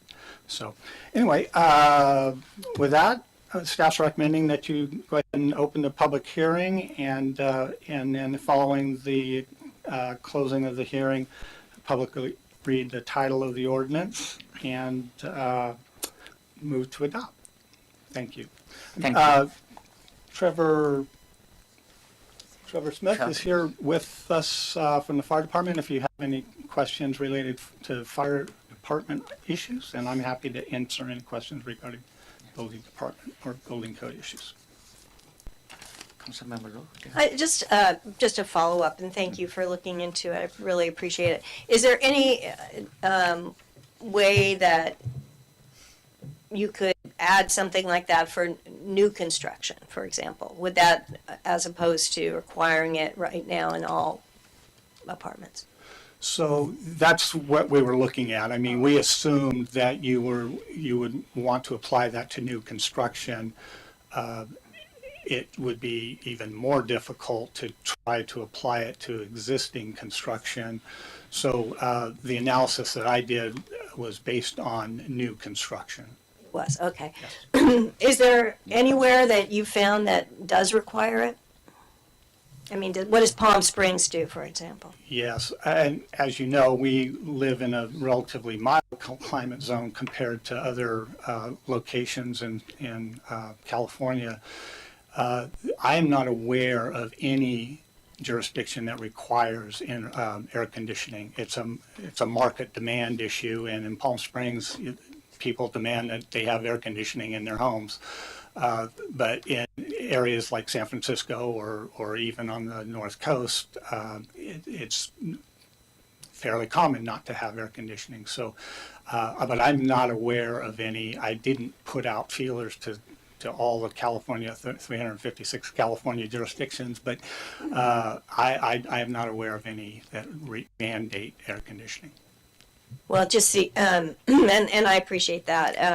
I mean, I put air conditioning in my house relatively recently. I think I might have said that, maybe within the last 5 years, because the earth's getting hotter, and it's hotter than it used to be. And, I put in awnings and double pane and everything I can to deal with it. And I just think that as we had those tremendous heat wave that this year, that absent this requirement, we have to be very sensitive about having cooling centers and the ability for people to find a place to hang out during these incidents, because we can't just ignore it. It's going to happen again. Thank you. Thank you. Any more questions? All right. I would like to open to public. See any questions, comments? None. How about on the Zoom? Sure. No, Mayor Ding, no one's raising their hand. All right. Yes. So do we need it to further discussion? You need to close the public hearing. Yeah. Okay. Let me close public comment. Thank you for reminding me. Any further discussion? All right. Councilmember Lowe. Okay. So otherwise, we should have a motion, right? So they just approve. Yes, Mayor Ding, you should move to adopt the ordinance by title, by reading the title. All right. So the little bit long and thank you. Appreciate it. All right. You don't need to read the part about the CEQA exemption. Okay. I move to adopt an ordinance repealing Chapter 14.10 of the Sonoma Municipal Code and reenacting a new Chapter 14.10, adopting new administrative provisions and adopting by reference Parts 2, 2.5, 3, 4, 5, 6, 8, 9, 10, 11, and 12 of the 2022 California Building Standards Code and amendments thereto, and finding this action is exempt from further environmental review under the general rule in CEQA Guidelines Section 15061B3. Thank you. Second. Roll call, please. Councilmember Lowe? Aye. Vice Mayor Burnett? Aye. Councilmember Agarmati? Aye. Mayor Ding? Aye. Thank you. The motion carries 4010. Thank you. Finally, we come to the regular calendar. 6.1, consideration, discussion, and a possible action to a resolution denying an appeal by Heather Martindale of Planning Commission's an action to approve resolution number 12-2022 on February the 10th, 2022, relating to the legal non-conforming status of the pergola and trellis and arbor located at the 121 Francis Street on the south side of the Francis Street between the Austin Avenue and the Broadway, under the property that owned by Beth Harper in the low-density residential LDR zoning district APN 018-352-049. Right now, I would like to hand over to our planning director. Rob, thank you. Thank you, Mr. Mayor, council members, David Storer, Planning Director. This evening, I'll make a very brief presentation. I think I have about a half a dozen slides just to show you here. Simply put, this is a pergola, trellis, arbor, if you will, that was constructed many years ago before we had our zoning code and building ordinances.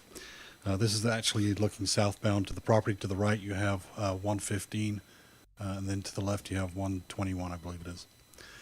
The timeline for the item before you this evening is such that in March of this year, a year ago, there was a cause for a code enforcement action with respect to a violation for some work on that actual trellis. And the March notice was provided by code enforcement. Concern was that there was no permit issued for the pergola arbor trellis or pergus trellis arbor. I'll just call it one or the other out of those three tonight. But and also there was a concern that it extended over the property line between the two properties, 115 and 121. In May of this year, I made a determination reviewing all of the information that was provided and from some of our research that the existing structure again, that had been there possibly since the 1930s, was a legal non-conforming structure. I did not make a determination as to the location or whether it was or was not extending over our property line. That comes later in the storyline. That action was appealed, and along with that appeal, we received notice of a survey by Pridmore. I have no reason to disbelieve the accuracy of the survey. So moving forward, we went to the Planning Commission earlier this year, where the Planning Commission unanimously denied the appeal by Heather Martindale of my action and provided direction to have the staff return with a resolution at a later date. We did that on February the 10th. The findings of staff and the Planning Commission are provided before you tonight. Finding number 1 just talks about the fact that there's a prescriptive easement there. It's been there for many years. And then basically no argument about the extension of the pergola over the property line. It is not a monolithic extension of that property line, basically meaning that there's certain points along the property line that there are encroachments, if you want to call it that, or extensions into the property at 115. There were repairs done in 2001, was actually reducing the overall size. There was a height increase, but a decrease in the overall area of the trellis. And then when it comes to the first zoning code or building codes, this particular trellis was actually a lawful and legal use at the time when it was constructed. The issues basically here are such that, as raised by Ms. Martindale, was that there was that the structure was actually an accessory structure, which is not the case. The findings that we also have in the resolution before you tonight, and by the way, we did provide you with an updated ordinance that took care of some transposition errors and a modified finding. We do have indemnification from the property owners of 121 France Street that will be speaking here in a few moments. And we've also made the determination that the project or the action of the denial is not a project under CEQA, and if it was, it would fall under the general rule classification. So at this point, staff and the Planning Commission recommend that your council adopt a resolution denying the appeal, thereby supporting the determinations of staff and the Planning Commission that the pergola trellis arbor is indeed a legal non-conforming structure in use. This will then allow Beth Harper to continue with her building permit application to actually move the pergola arbor trellis back onto the property, assuming that the Pridmore is correct. And I think we've all pretty much said as staff and the applicants that Beth's team, that it really is okay. We're not going to go back out there and do another survey. Happy to try to answer questions. This concludes staff's presentation. Could you tell me, what does that mean, move it back? So there's It's vines and wood, right? that'll be taking out Yeah. some posts that extend into the property and also some horizontal beams as well. And will that still, It'll all be on the 121 France Street. it will And no then longer be It's on going the to be consistent adjacent? with the Pridmore survey, which we have no reason to disbelieve. So it'll So be, you're saying there's validity to the survey by Pridmore? we're assuming that there is, yes. All right, so it is encroaching on another piece of property, Correct. number one. And so what is that gonna change, gonna do? Take it off of that property, remove the vines, remove the trellis? How does that work? Some portions of it, Councilmember Agramonte, yes. That was the whole cause of the request for, or the violation discussion anyway, in the first place, was that there was a concern that it was encroaching onto another person's property, which it has been for many, many years, I would point out. And the point, And that's legal, right? Correct. Through a prescriptive easement? yes. Yes. But a new, is this person, Ms. Martindale, is she a new neighbor? I don't know what the word new means, but she's been the property owner there for at least 2 or 3 years that I've been involved with this Okay. particular issue. I will point out, though, that I have provided 3 pieces of communication to the appellant and have not received any feedback or response as to even this hearing this evening. And the reason this structure is defined as legal nonconforming is because there's a view it existed before 1948. That is when correct, yes. the code was adopted. Yes. Does the appellant dispute that? We don't know. We haven't heard. But through the Planning Commission and the record, has she, in her view, believed that it's a newer structure? She provided no information even at the Planning Commission to let us know, even within this appeal, as to what her concerns were about the legality of it. She never questioned that, if I recall. All right, thank you.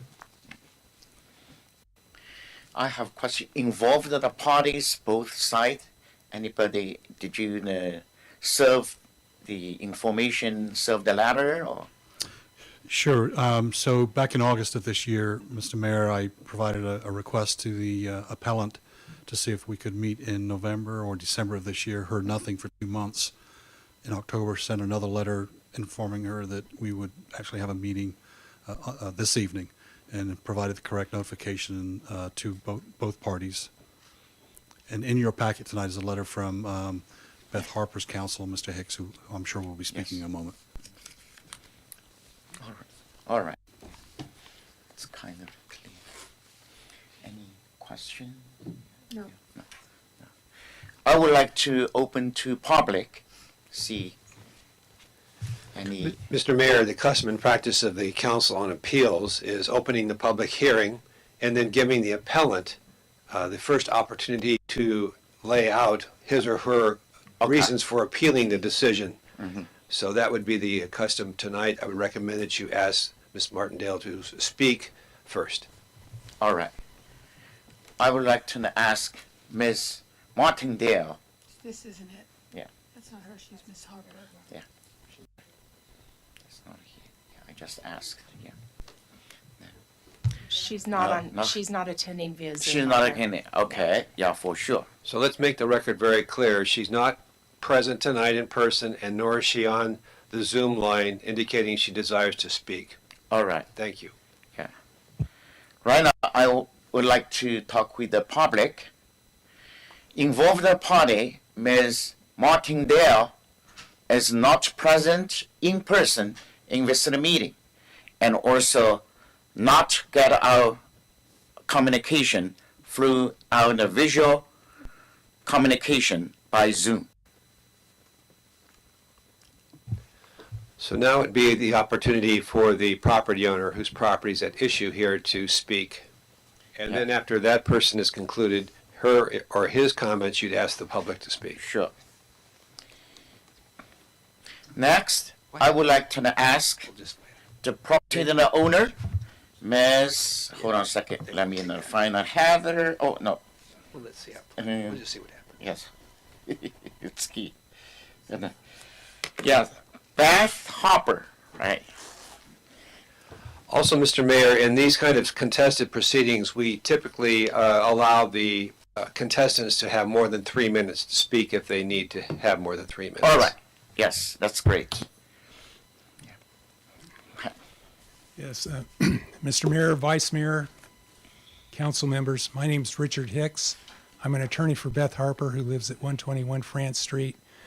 I'm of counsel to the law firm Spalding, McCullough, and Tansel up in Santa Rosa, but for the last 30 plus years, I've lived on Level Valley Court in Sonoma.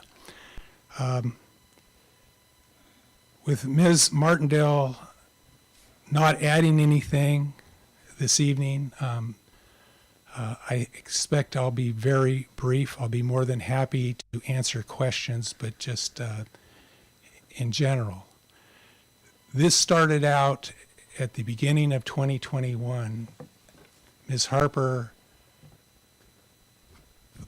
had some discussions with her neighbor, Heather Martindale, the appellant here, about some concerns that Ms. Martindale had about the trellis. They thought they could work this out, at least Ms. Harper thought she could work this out in a neighborly fashion.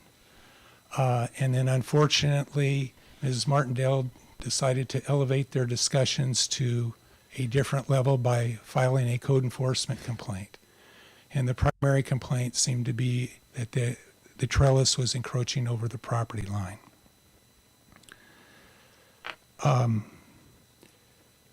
In my opinion, based upon the long-standing history of this trellis, and I provided a letter. Hopefully you had a chance to read the letter. There's a much more detailed letter to the Planning Commission, but the history of this trellis is that it was constructed in the 1930s by James J. Hayward, who operated a nursery on the property. That nursery became very widely acclaimed all over the state of California for the growing of camellias. And in the process of that, in the 1930s, he built an extensive trellising system to protect the camellia plants from the sun. And this trellis that we're dealing with today is what remains of that trellising system that dates back some 30 years.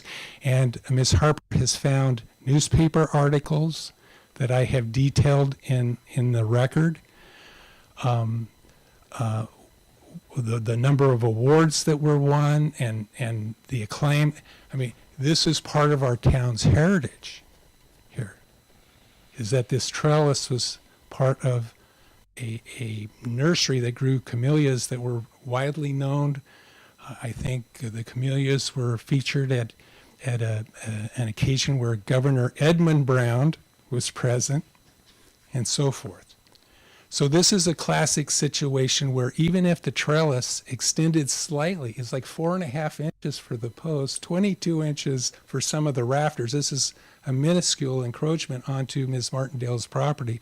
It'd be a classic case where this constituted a prescriptive easement that existed well before we had our first zoning ordinance in Sonoma in 1948 and the first building code in 1949. So when those first codes went into effect in Sonoma, this was a legal conforming structure.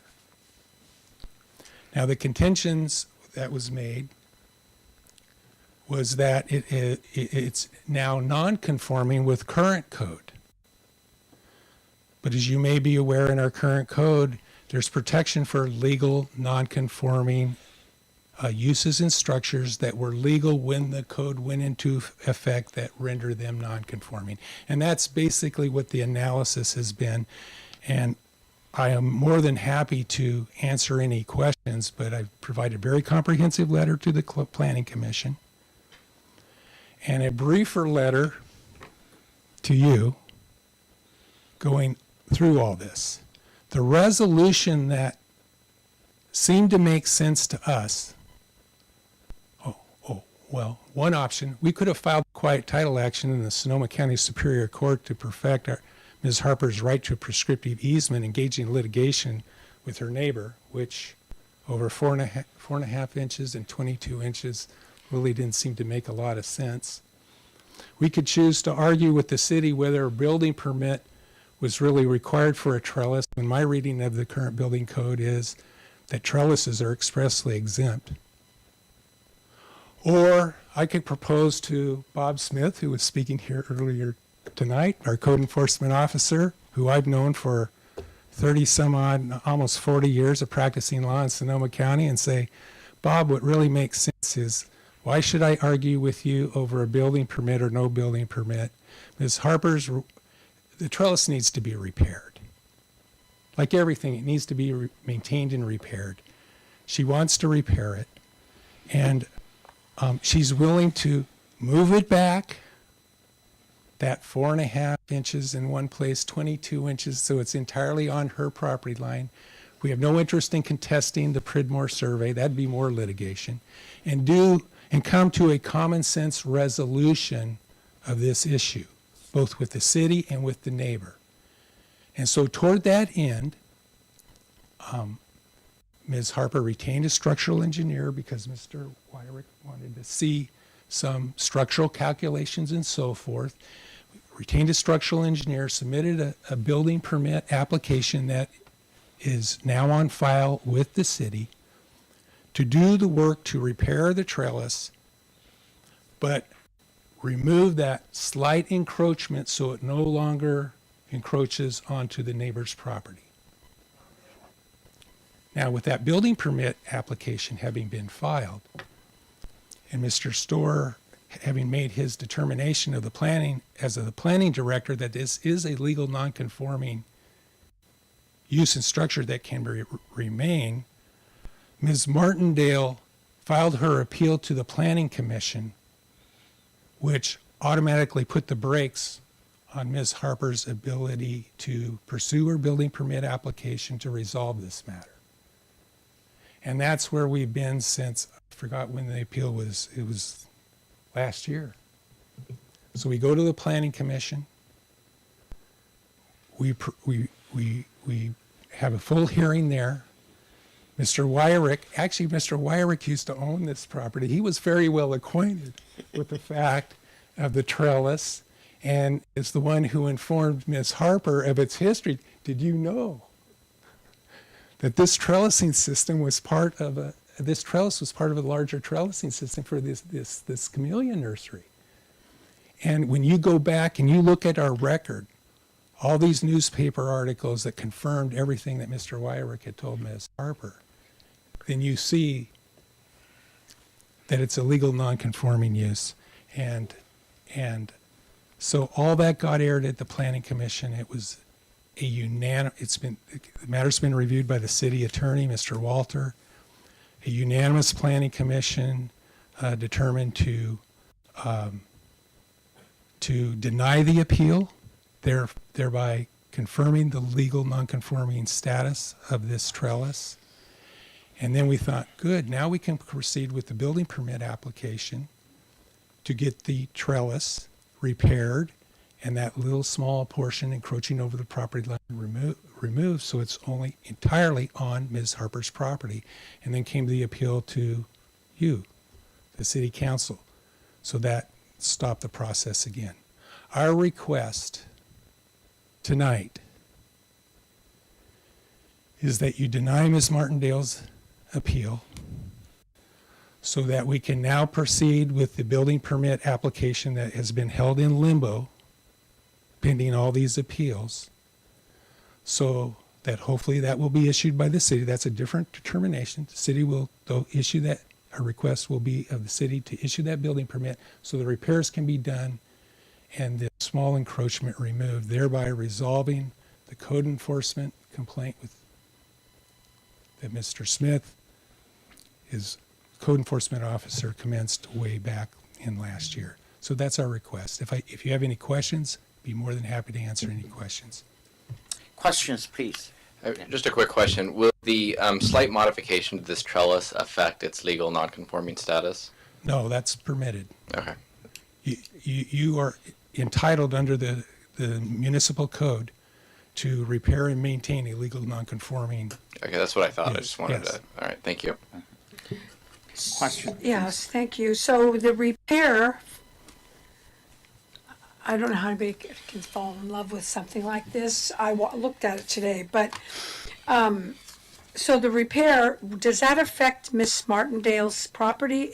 It's decreasing 4.5 inches on her property. So what's left? Does it damage her property in any way? No. Well, I'm Her- asking. I don't know anything about this. It wouldn't. So if we had the picture up again, There's a picture up. there is somewhere. A picture of the trellis. Yep.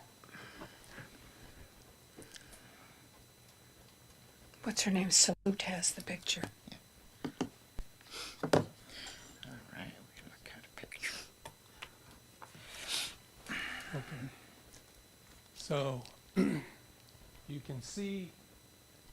I'm going to go someplace where I Yeah. can see better. Yeah. So you can see there's a driveway that's going back to a house.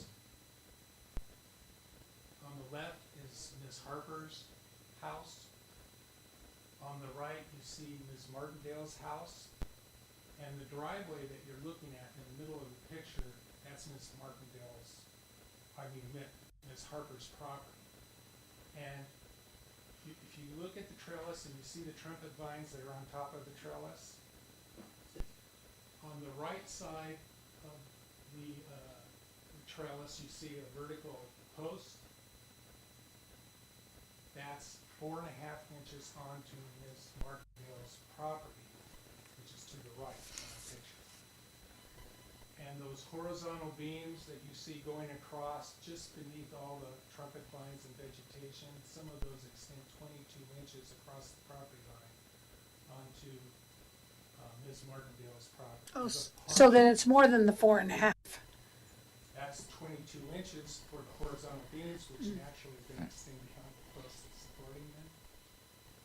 So under the repairs, if you look at the building permit application, which is our Exhibit 1, you will see that the repairers will repair the trellis that those posts that are on the right side of our photograph that encroach 4.5 inches over the property line onto the neighbor's property, Martindale's property, will be repositioned so they're entirely on my client's, Ms. Harper's property. Mr. Hicks, I'm sorry, we're not capturing what you're saying into the mic. I know you need to that see, is a but the problem. record isn't being captured. Okay, what I'm trying, yeah, I'll stop. Yeah. Yeah. Do you have the? I can stay here. I can stay here. Okay. Thank you. So those vertical posts on the right side of our picture that slightly encroach 4.5 inches over the property line as a part of the repairs will be moved back so they are entirely on Ms. Harper's property. And the vertical or the horizontal beams that you see that go beyond the post, so they encroach a little more, 22 inches, those will, after the repairs, those will be shortened so that they are entirely located on Ms. Harper's property. So there'll be no encroachment anymore. There'll be no encroachment anymore. And that was our proposed resolution right away that we made to Bob Smith of Code Enforcement. And that's the resolution that we are pursuing if the council denies the appeal so that we can proceed. So it sounds like there has been an encroachment. Is that what you're saying?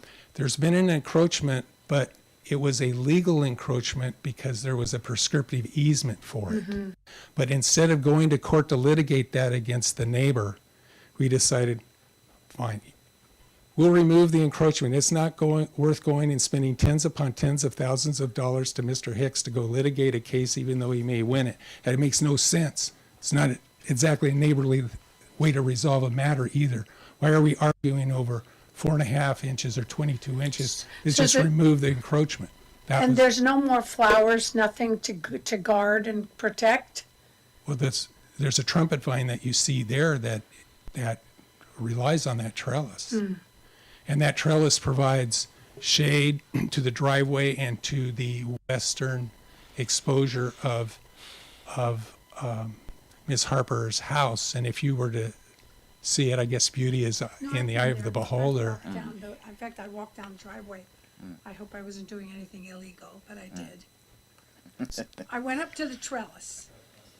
Yeah, but you had our consent. Thank you. After the fact. Oh, thank you. Arrest me. All right. No more questions. Oh. He's gone. No, they don't take pictures, so it doesn't matter. I just made this confession. I don't have a question. I mean, you sort of had me at Camellias, but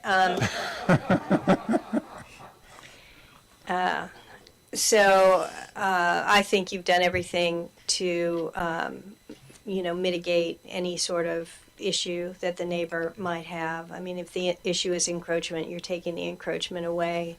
The neighbor's not here to contest it. I don't see a problem denying the appeal. How long will that, I'm sorry, Mr. Mayor, how long will that take for the change to take place? Well, I guess I could ask Mr. Wyrick, assuming you deny the appeal, how long he thinks it'll take to act on our building permit application. A few weeks. Oh, okay. Good. Not years, just. Well, it's been a year and a half already with these appeals and everything. A few weeks sounds really good to my client, I'm sure, right now, who's present. Okay. Thank you, Mr. Wyrick. Anything else? Thank you for your diligence. Yeah, very clear. Right now, I would like to open to public. Any more comments? Anybody from the Zoom, please? Yeah, I'll be bringing in someone named Sure. Lynn. Okay.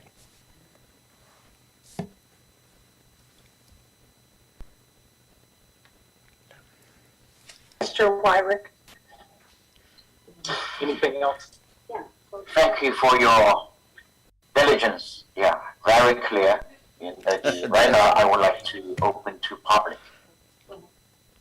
comments. Yes. Can you hear me? Can you hear me? Anybody from the Zoom, please? Yes. Yeah, I'll be bringing in someone named Glenn. Okay. Yes. I would like the council to be aware Can you hear that, me? can you hear me? Mr. Wyrick? I would like the council to be aware Thank you for your.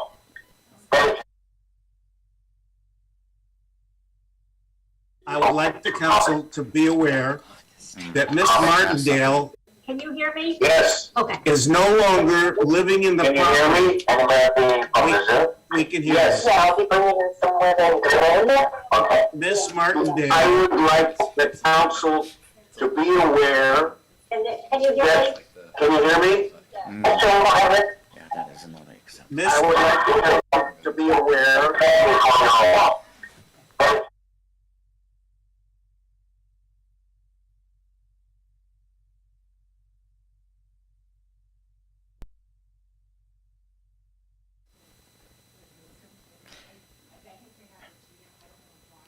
Maybe he has tooth decay.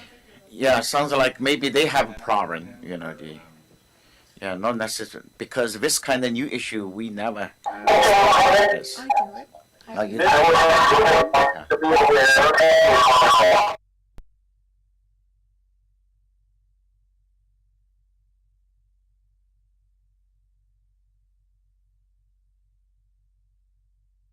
To run my iPad out of my office at home because it was double. I haven't opened it yet.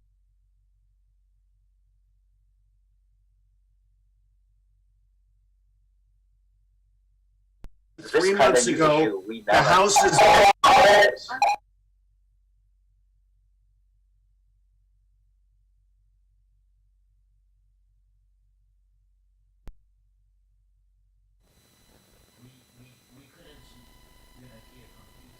Is that Lynn Clary? Yeah, okay.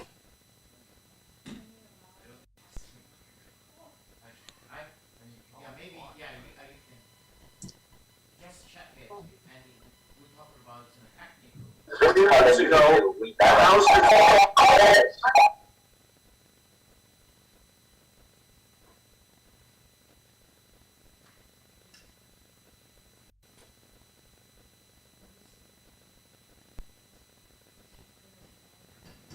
Is that Lynn Clary? it is Lynn Blankfort.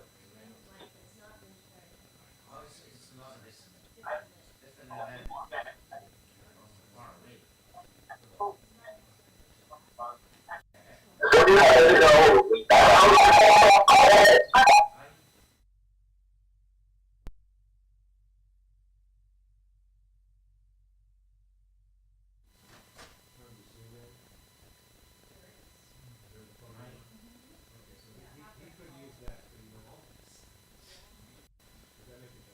I was wondering, the link is, representative. Ms. Martindale. Mr. Mayor, there's nobody else. I wish you could join the meeting by Zoom. And we can't really proceed on this basis, so we have to call it. But I think we can close the public hearing and have the council take action. All right, that's good. We got the legal advice from the Jeff. So now right now, I want to now close public comments. We get back to our council and then for further discussion and make the decision. I don't have any comments at this time. None? No. None. How about you?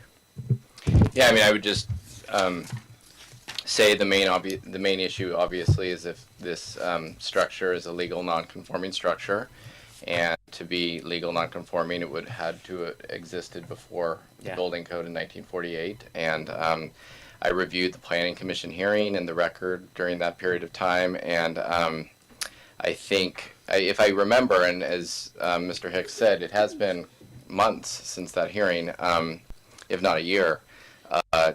I seem to remember the appellant tried to make the argument that it was a newer structure and that it was built after 1948, and I just don't think that's true. And obviously, the newspaper articles referenced. I have one here. It says Sonoma ideal for camellias. Says grower. Just off Broadway in Sonoma are the Camellia Gardens of James Hayward. It goes on and on. Mr. and Mrs. Hayward have hosted many of their choice varieties and sell them to nurseries, etc. Meanwhile, flower lovers interested in viewing the Hayward camellias on France Street are invited to do so. And this is from the Sonoma Index Tribune of March 1946, which obviously predates the building code. So I think it's been established that this is a legal non-conforming structure. And then on that basis alone, I think we have to deny the appeal. That's great, yeah. Thank you for those kind of valuable information. It's fun. There's a resolution in the packet, and if you wish to deny the appeal, you would move to adopt the resolution. All right, then in a motion, you will like. I move to adopt the resolution. Second. Roll call, please. Councilmember Lowe? Aye. Vice Mayor Burnett? Aye. Councilmember Agramonte? Aye. Mayor Dean? Aye. Thank you. The motion carries 4010. Thank you so much. Also, I would like to have the partnership with the neighbors, build up the beautiful, the garden in that community. All right, let's move to agenda number 6.2. Consideration, discussion, and a possible action to adopt the resolution accepting resignation of Jeffrey Water as the city attorney and appointing the David Ludeman as the city attorney, and amending Colantuono, Highsmith, and Watley's retainer agreement with the city accordingly. I would like to hand over our interim city manager, Sue Casey, please. Mayor Ding and City Council members, Jeffrey Walter has been the City of Sonoma's city attorney since July 2010. Jeff recently announced his resignation as city attorney with a commitment to continue as the assistant city attorney for the city. Jeff Walter, doing business as Walter and Pistole, a professional law corporation, originally performed legal services in compliance with the City of Sonoma and agency attorney agreement that was dated July 7th, 2010. This agreement was amended and superseded by the amended and restated City of Sonoma and City of Sonoma as successor agency attorney retainer agreement dated August 17, 2015. In January 2021, Jeff Walter assigned this retainer agreement to the law firm of Colantuono, Highsmith, and Watley, a professional corporation. I'm going to refer to that as CHW. CHW accepted the assignment, and on January 20th, 2021, the City Council consented to this assignment. Since February 2021, Jeff Walter has been a shareholder of CHW and has been the attorney designated by CHW to perform the City of Sonoma's attorney duties. David Ruderman has been providing assistant city attorney legal services for the City of Sonoma also since 2021. David is the city attorney for the cities of Lakeport and Weed, assistant general counsel for the Tahoe Forest Hospital District and Calaveras LAFCO, and the Yuba LAFCO general counsel. David is also a senior counsel in CHW's litigation practice group. His litigation and advisory practice covers a wide range of public law issues, including municipal finance and public revenues, public utilities, LAFCO matters, land use, cannabis regulation, election law, employment law, general contract, and commercial disputes. The recommended council action is to adopt a resolution accepting the resignation of Jeffrey Walter as city attorney, appoint David Ruderman as city attorney, and amend Colantuono, Highsmith, and Watley's retainer agreement with the city accordingly. Thank you, Sue. When does this go into effect? It would go into effect tonight. If I could make a couple comments? Of course. Sure. Thank you, Mr. Mayor, Council. I began as a city attorney, as an interim city attorney, almost 13 years ago. And at the time, you may recall, the council was made up of Ken Brown, Steve Barbos, Lori Gallion, Joanne Saunders, and August Sebastiani. At that time also, the city was involved in a piece of litigation brought by one of your mobile home park owners who was seeking $25 million from the city. And I was able to convince the court that the lawsuit had been filed late. It's called a statute of limitations defense, and the court agreed and dismissed the lawsuit. And the city and the park owner ended up settling the case in a way that was advantageous to the city and to the park owner. The city agreed to assist in providing water to the park. This is the park over by the 76 gas station. It had been determined that inadequate or too much arsenic had been discovered in its water. It was based on water wells at the time, and so they were very, very keen on having the city provide water, or at least assist in the provision of water. So they were eager to resolve all their disputes with the city as long as they could get clean water. So 13 years, looking back on 13 years of representing the city, it's been a rich and rewarding experience for me. We've done quite a bit, assisted in drafting your current mobile home rent control ordinance and regulations. I was very instrumental in developing the rules and regulations for your cannabis business ordinance and operations. I've been involved in hundreds of contracts and leases and resolutions and ordinances. I've attended 200 or 300 council meetings and planning commission meetings.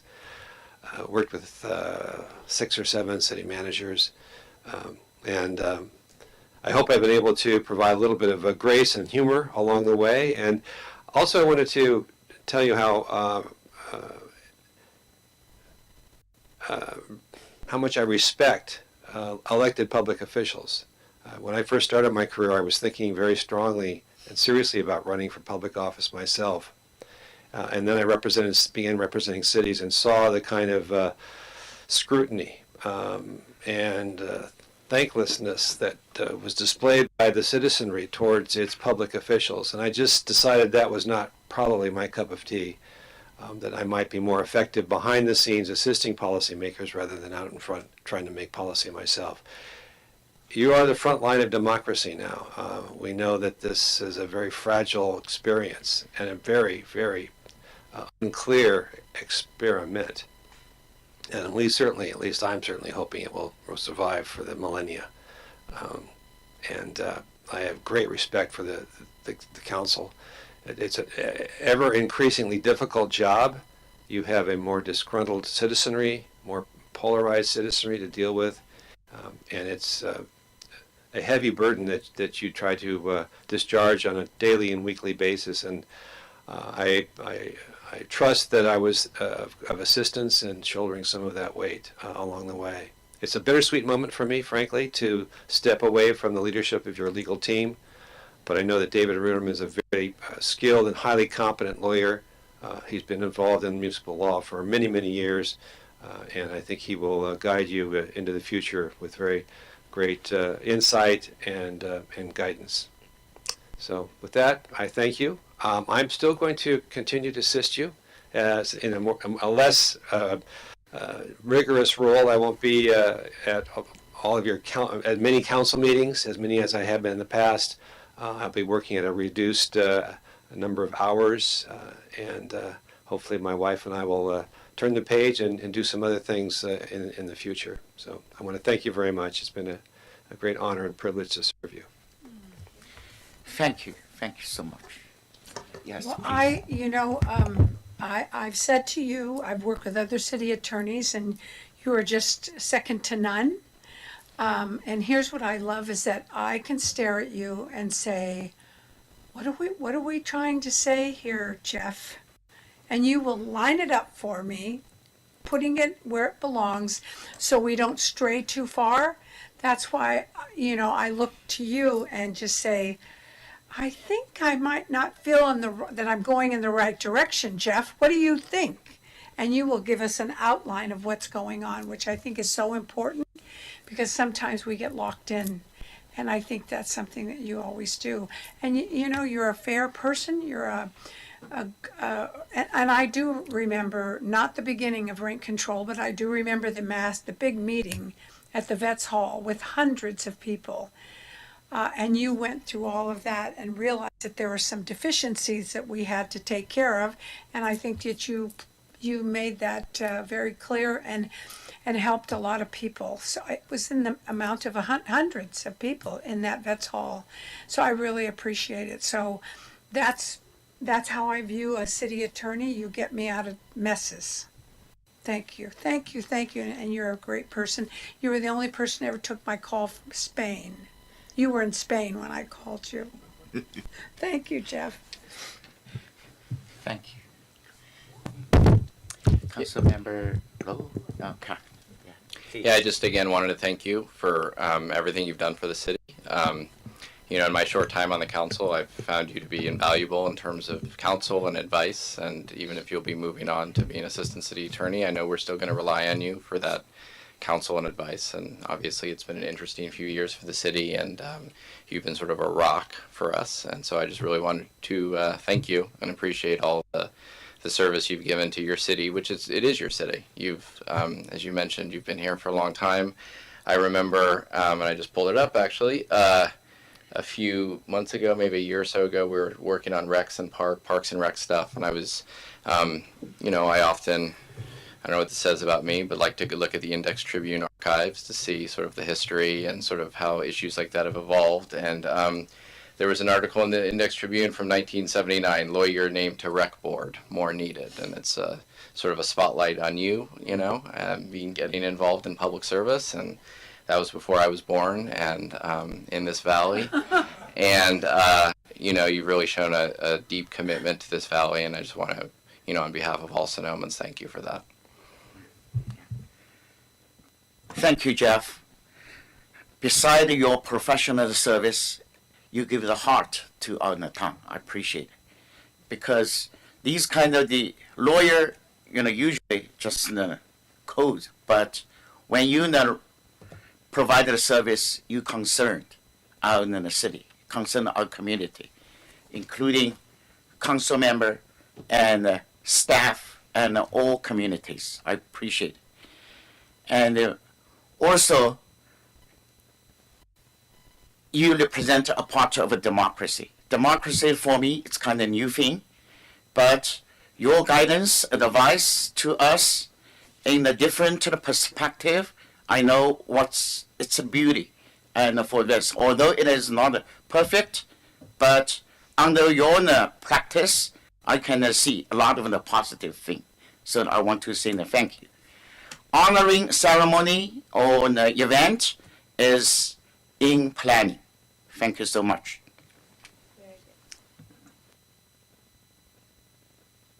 I would like to open to public. Get that limb back on the... Limb back.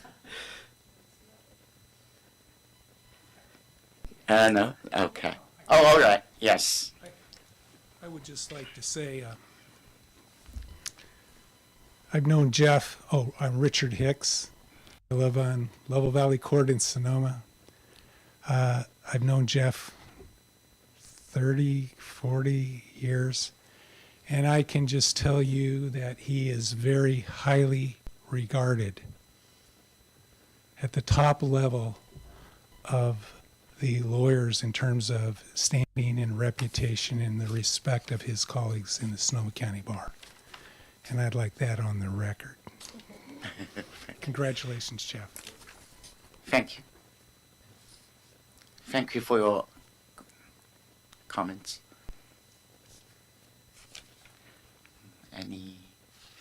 Anybody from the Zoom? All right. I would like to close on the public and the comments. I have a question. I know the city council just only have the two people we can hire. One is the city manager, another is the city attorney. So today, I'm wondering, because right now we also mentioned about David Ludeman. So do we have the regular application process, or our city had a contract with your firm, and then internally you can, I'm not sure, so could you explain a little bit? It's up to the council as to what you want to do. And one of the major goals that I had in joining with the Colantuono firm was to assist in providing a more seamless transition in terms of moving from me to a new attorney. Because a couple of years ago, I knew that my horizon was not many years away, but a few, and it turned out to be about 2 years. So if you really do desire to look at other lawyers, you have every right to do that. I would recommend that, at least for this time in the council's life, given that there's going to be 3 new council members coming on board in a short period of time, there'll be a new city manager coming on board in a short period of time, perhaps a new permanent planning director in a short period of time. Mr. Wyrick is indicating he'll be retiring in the middle part of next year. There'll be a lot of change, and it might be very beneficial to at least continue with the firm I'm part of, at least for a period of time, utilizing David as your lead lawyer and me as your backup lawyer, to retain that institutional knowledge and that stability that I think you're going to need, at least for the near term. And after 6 to 12 months, after everything is sort of settled down, if the legal services aren't of the nature that you find acceptable, you certainly have every right, and the new council would have every right to go out and look for a different law firm. Thank you. Yeah. Actually, I appreciated your consideration and the preparation. Sending David Ludeman to here. He has been working with us for more than 1 year. His performance, his communication with us, for me, it's not good. So I want to support at least for this period of time. Yeah, I mean, I would agree that. Yes. I found David Ruderman to be very knowledgeable and a good attorney and provide good advice.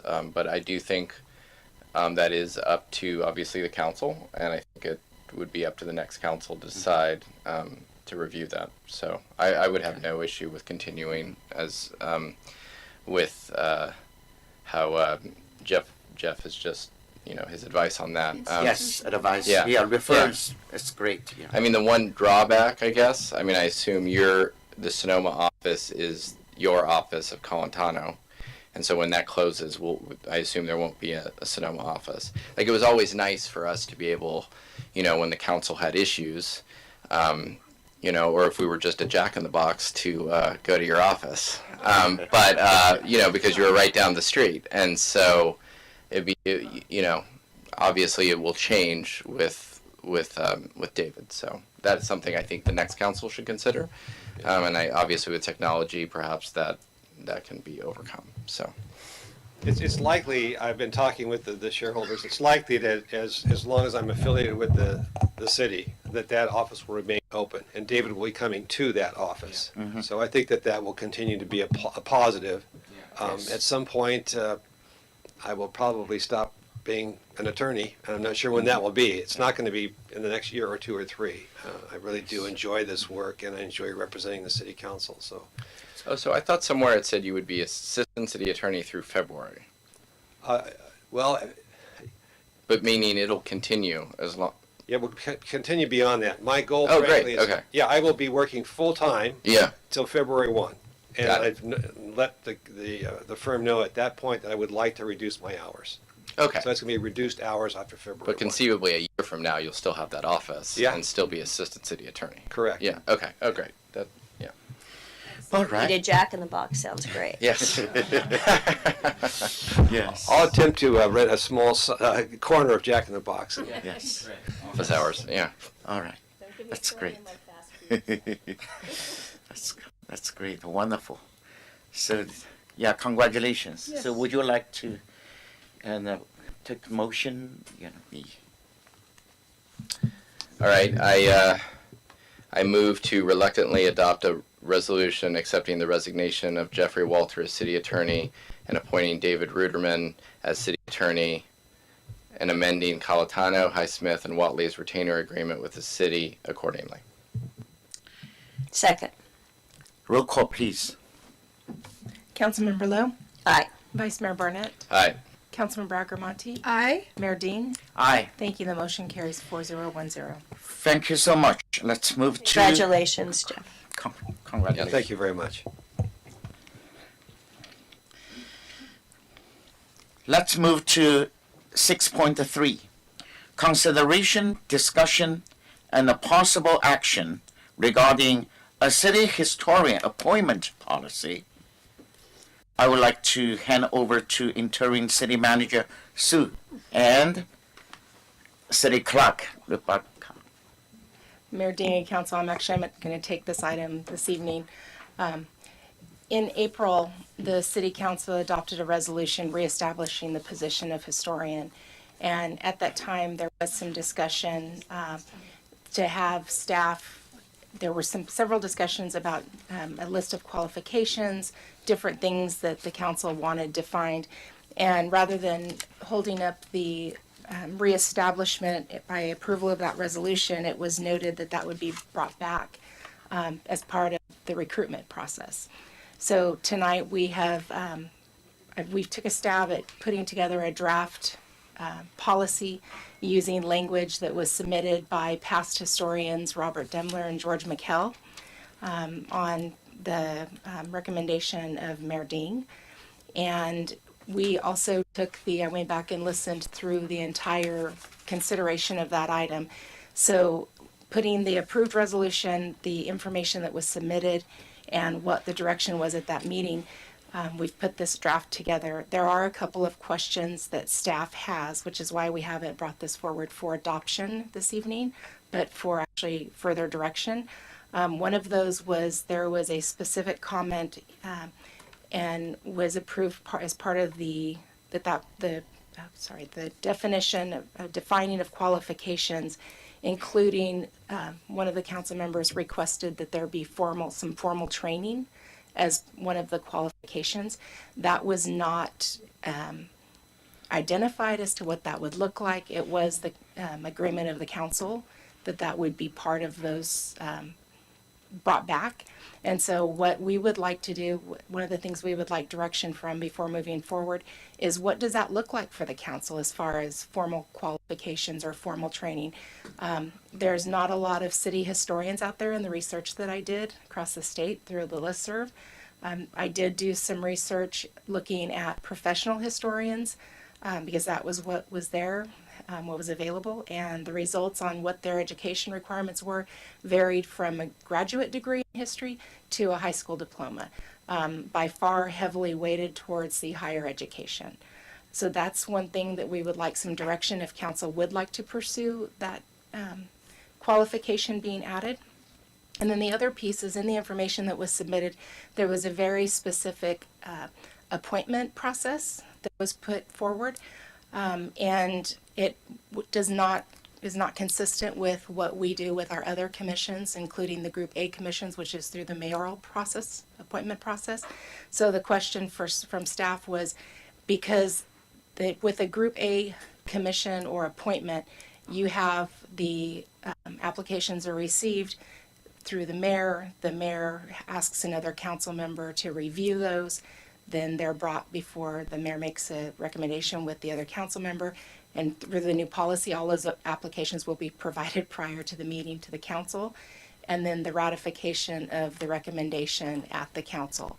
In the policy of what was submitted, there's very specific language of where we have to advertise it, who is on the commission, when that comes. So question from staff was, it seems that would be logical to me to put that in as Group A in that same process. So we talked about consistency in our appointments. It seems like that might be something the council consider, making the appointment through that Group A or make it like a Group A appointment. So those are the questions from staff. We'd be happy to go through the policy if you'd like. One note in the policy of the information that was submitted that we included, but a question again was, and I just thought about this after I was reviewing it this evening, is the conflict of interest. There's a note in the policy about conflict of interest not being permitted. This position is not in our conflict of interest code. It won't be added because they don't have policy decision. They don't meet that criteria. So that might be something the council would be interested in striking from the policy. It's just a thought. With that, if you have questions, I'd be happy to answer them if I can. Thank you. Thank you so much. So the last time that I approved the resolution, that is last February or March? I forgot. Oh, April. April, yes, April, yes. April, yeah. Today we just basically specify the two questions. What is a qualification? And my understanding is, yeah, you just mentioned, and this job is not a professional and the job title or something like that. Something between profession and the community, like this. So luckily, fortunately, here and in the Sonoma, a lot of them are high educated, than the people. They are, love the history and made lots of contributions to the history. So I don't think we needed to put the 4 years formal training, or some people, if they learn by themselves, they are far qualified, and we can consider. In this way, we can enlarge our scope to select who is the best candidate. That is my, yeah. Well, the last time we talked about this, I actually researched, and somebody can check me on that. Every city, there are, I think, 9 of us, right? I don't want to read through this. I think our staff has it. Every city has a historical society and a library or a museum, not a vanity title of historian. I think that's where the issue is. It doesn't have to be, I don't feel that it has to be a person. It shouldn't be a vanity title. It should be exactly what it says. And even our own city hall, where do we keep a lot of our records? In that big vault. And I beg you all, have them digitized. Many places. Have you started that? That's kind of funny, and Monique's not in here. Am I like a shill for you? We actually have removed all of the documents from that. Oh, I remember all those Put them into boxes. the fireproof area of the closet, and we will be either digitizing those or talking with the Historical Society or the California Archives. Yeah, because a lot of historical organizations, Women's Club, we have digitized all of our minutes, all of our records, including minutes going back to 1901. Other wineries, all of those things have done that through the Historical Society. So I don't know, I mean, if it's just a vanity title, or is it a real title of historical value where you can access records, which I think is really important for us. I know a lot of people, I think the Women's Club is actually working on their website, and they have approached, I think, the Historical Society, of which I think that, when we do that, we should actually possibly have a contractual agreement to have those, to provide research for us when we're looking at these issues. So I don't know. I think it's a vanity, say historian, it feels like a vanity title. And you know what, I could be wrong, but that's what I think of. It's like, what do we do? So I would love if somebody would go back over this. I did this for the city hall. Remember, when we said we didn't want it to be a community meeting, I didn't want it to be the community meeting place. And I researched it all, and everybody had a council chambers except for us and Sebastopol. So, I mean, that's the only thing I can add. Well, I think it's interesting what Councilmember Agramani just said. Most cities have historical societies. And if you look at the duties, and again, we've already approved this back in April, but if you look at the duties of this city historian, they basically in my view, are basically the duties of what a historical society does. And even I just thought it was telling when, Rebecca just said she was just talking about the records in the vault, and, she's going to reach out to the historical society. And so, I'm not opposed to the idea of a city historian, clearly, because I voted for it. We've already approved it. But in terms of the application and the process of selecting one, I would be open to discussing perhaps how that process goes. And obviously it's mayor, vice mayor, but I would like to, I always envisioned the Historical Society sort of becoming one of those big, we have like the top four, but like one of those community partners where, the Boys and Girls Club, youth, and the Vintage House seniors, and the community center, all that. And and the ecology center, the environment and history is so important to Sonoma. And I really, not just through the budget and funding, but just through, that sort of big five, big whatever you want to call it. The Historical Society should be a bigger community partner. And I think you guys discussed that years ago. Like when, at one point you removed the city historian. This was a previous council where there was discussion about making just the Historical Society the city historian. And I understand that that's odd that an organization, so I get all that. But I think the Historical Society should be more involved perhaps in maybe the selection or nomination or I'm just open to discussing that. It's interesting, I think, and I've said this, I'll be gone soon, so nobody else is going to possibly be saying this, but history and art need to be part of what we do. And it's never made it to the Visitors Bureau. It's never made it to Chamber. And I've talked to them when I served on TID. I said, you know what, you need to do social outreach on that. People come here for other reasons. There are people who love this place because of history. I mean, actually it's our competitive advantage, I mean, we offer everything Healdsburg St. Helena does, but we also, it's the founding of California, it's the last mission. In my view, it's something we should sort of lean into because it makes us different. It makes us more authentic, And it's a mistake that we haven't done it. It's not a bad mistake. It's just that we need to push that because I think it has a very deep and rich history here.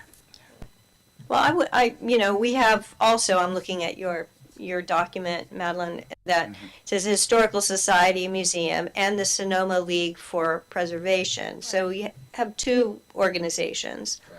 And I think all of this sort of came about when it was almost a grammatical question. How can an organization be a city historian? So it was kind of like these two things don't line up in terms, one's an organization, one's a person. But and there are two organizations here too. So if there were just one organization, I think it would be very easy to say whoever is the chair of that organization is they can tell us, they can come forward and serve in that role. But we have two organizations and maybe others as well. You mentioned the Women's Club, etc.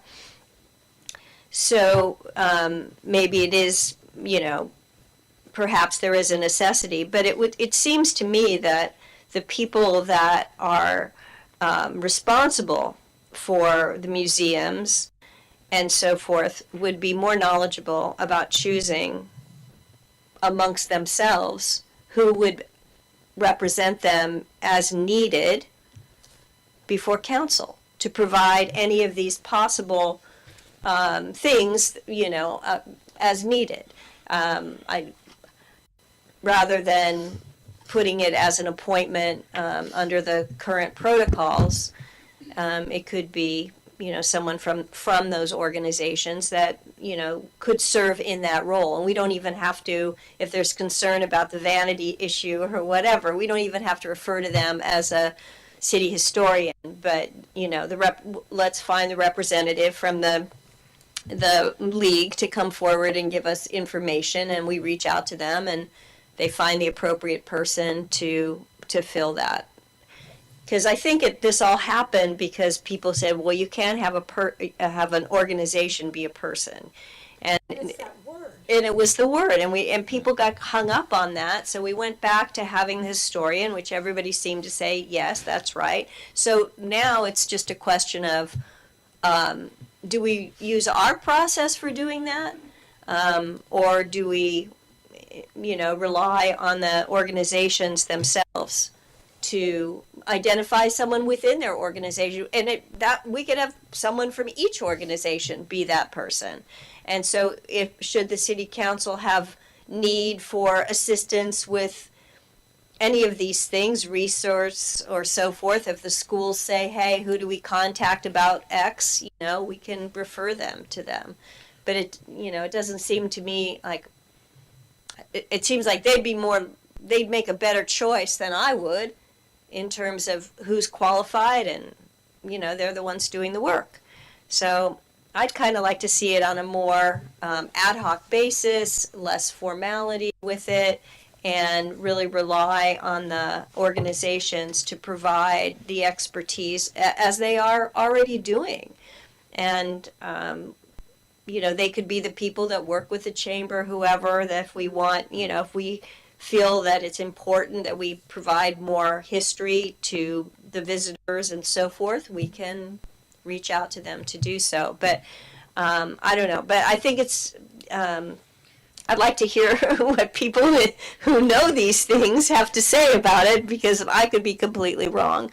But, absent a historian doesn't mean we're absent people who are knowledgeable and who have done, who can provide these services. So is there a way to more transition to that? Or is it important to have that title? And if it's deemed to be important to the Historical Society and Museum that title is bestowed upon someone, perhaps it's a historical reason, then I'm certainly open to that as well. But it seems to me that they could provide that rather than us choosing. I actually think that's, Councilmember Lowe, I think that's a great idea, actually. I think, and especially given the fact since April, from what I understand, this was a council goal at one point, but from what I understand, this will be moving forward shortly, that all the design elements of the Design Review and Historic Preservation Commission is going to move to the Planning Commission. So we're going to have just a Historic Preservation Commission. And perhaps it could be very similar to, I think there are a few options here. I sort of actually like what you were actually just saying, but another option could be similar to the way the Cultural and Fine Arts has like a treasure artist. Like perhaps the Historic Preservation Commission evaluates this in concert with the Historical Society, if that's sort of where we want to go. And it, because it is going to be a commission just focused completely on history, and then that begs the question: do we need a city historian if we have a commission already? It's in place. Just for history. And then one question I have, and I've never really understood this because I've heard differing things, but I was always under the impression that the Historical Society is, the archives, and I know Patricia can probably speak to this at some point during when public comment comes up, but the archives, they sort of interpret history, and the League, obviously history is also very important to them, but it's more of an advocacy organization in terms of they advocate for preservation, and when I used to be on Design Review, they were always at the meetings basically pushing for lack of a better term, it's more of a political organization, like they have political aims to preserve history, where I don't think the Historical Society engages in sort of political lobbying and all that, and maybe that's not an important distinction, but I like where it's going. I like where the conversation is going. Yes, please. If I can respond to a couple of comments that I heard. As far as the digitizing, Councilmember Agramonte, we actually have money, the city clerk's office has money in our budget this year to move to a new archiving solution that will make all of the records, including the cemetery records, available on the public. And as far as the records all of those historic records that were in the vault that Monique moved over to the fireproof just in case there was something were to happen, we had talked about the Historical Society because in what I had been told, from the previous city clerk, and I haven't even talked to Patricia about this yet, is that they already have quite a few of our city historical records. And so that was why I immediately thought that we would move those to the Historical Society. But I really like the idea of maybe the city historian for the year, it's a good idea. All right. So let me open to public. Patricia. Patricia, you can talk more than the 3 minutes. Tell us what we're supposed to do here. Okay, so recently I had to explain to someone the difference between the Historical Society and the League, and Councilman Barnett was completely correct. I was part of the League at one time. It's an advocacy organization. The Historical Society, we do a lot of things. We maintain the records of a lot of the old records of the city belong to us, and we also we have vast resources back to the early 1800s. 1840, I believe, is the earliest records we have, and they go through current. We're constantly collecting material because we're making history right now, and so we are also involved in education. We have a 3rd grade curriculum, History, Community, and Me, which we were in abeyance during COVID, but we're going to start back up again. We actually have an online history tour that we are going to put up online in the next couple of days. Councilman Barnett he introduced it, and the title is "We Are Sonoma," and it's quite nice. I'm going to send everybody a link to it once I get it online. We have about 20 episodes, and we'll put about 4 online in the next week or so. What else do we do? We have, since 1937, we've put up history exhibits all over the valley. And, of course, since 1978, we've run the Sonoma Valley, the Depot Park Museum. I did have a bit of a question. You guys probably all got my email, my late mail, very late mail. Yeah. It was sped to you just before you got here, probably. But the Historical Society is a professional organization. People have varying degrees of education in history, but we all are governed by professional standards. I think that's a very important thing, and best practices. Everybody knows about best practices. We have a relationship with the California State Library, and don't digitize those cemetery records because they're already at the State Library being digitized. Okay. Oh, well, we have all the books that the index cards came out of. Yeah. So, just in case. And the State Library is digitizing them now. Every year, the State Library digitizes material from Sonoma. The Women's Club was part of that. I think it's a good solution that you're talking about, Councilperson Lowe, because the Historical Society, we're able to identify, if you need something, we identify the kind of historian that would serve that purpose. That, if you were interested in cemetery, then there are people that are interested in this. So we're all specialists, some of us are generalists, but,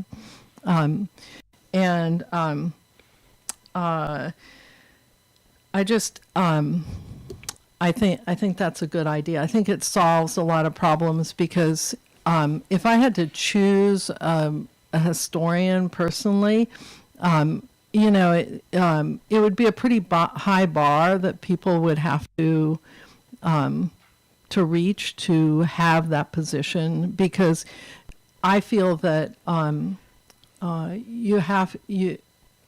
we have a big problem with facts these days, and so people they have to know about the history, and they have to be able to articulate it in a clear way that tells the true story that happened. So, anyway, do you have any questions? Right now I don't have any other question. Yeah. I mean, I think you just sort of. Oh, I'm sorry. Yeah, you go ahead, because I feel like today's our topic a little bit, away from our agenda, because I remember in the last our city council in the meeting discussing a lot, historian we need it or what we don't need it. Is the an individual, not a person, human, or organization? Because this is in a big discussion. And finally, I remember. April approved. That is the, we narrow down. This position should be the individual, is not an organization, and also that is the, and then after that, the council asking the me and What's his name? yeah.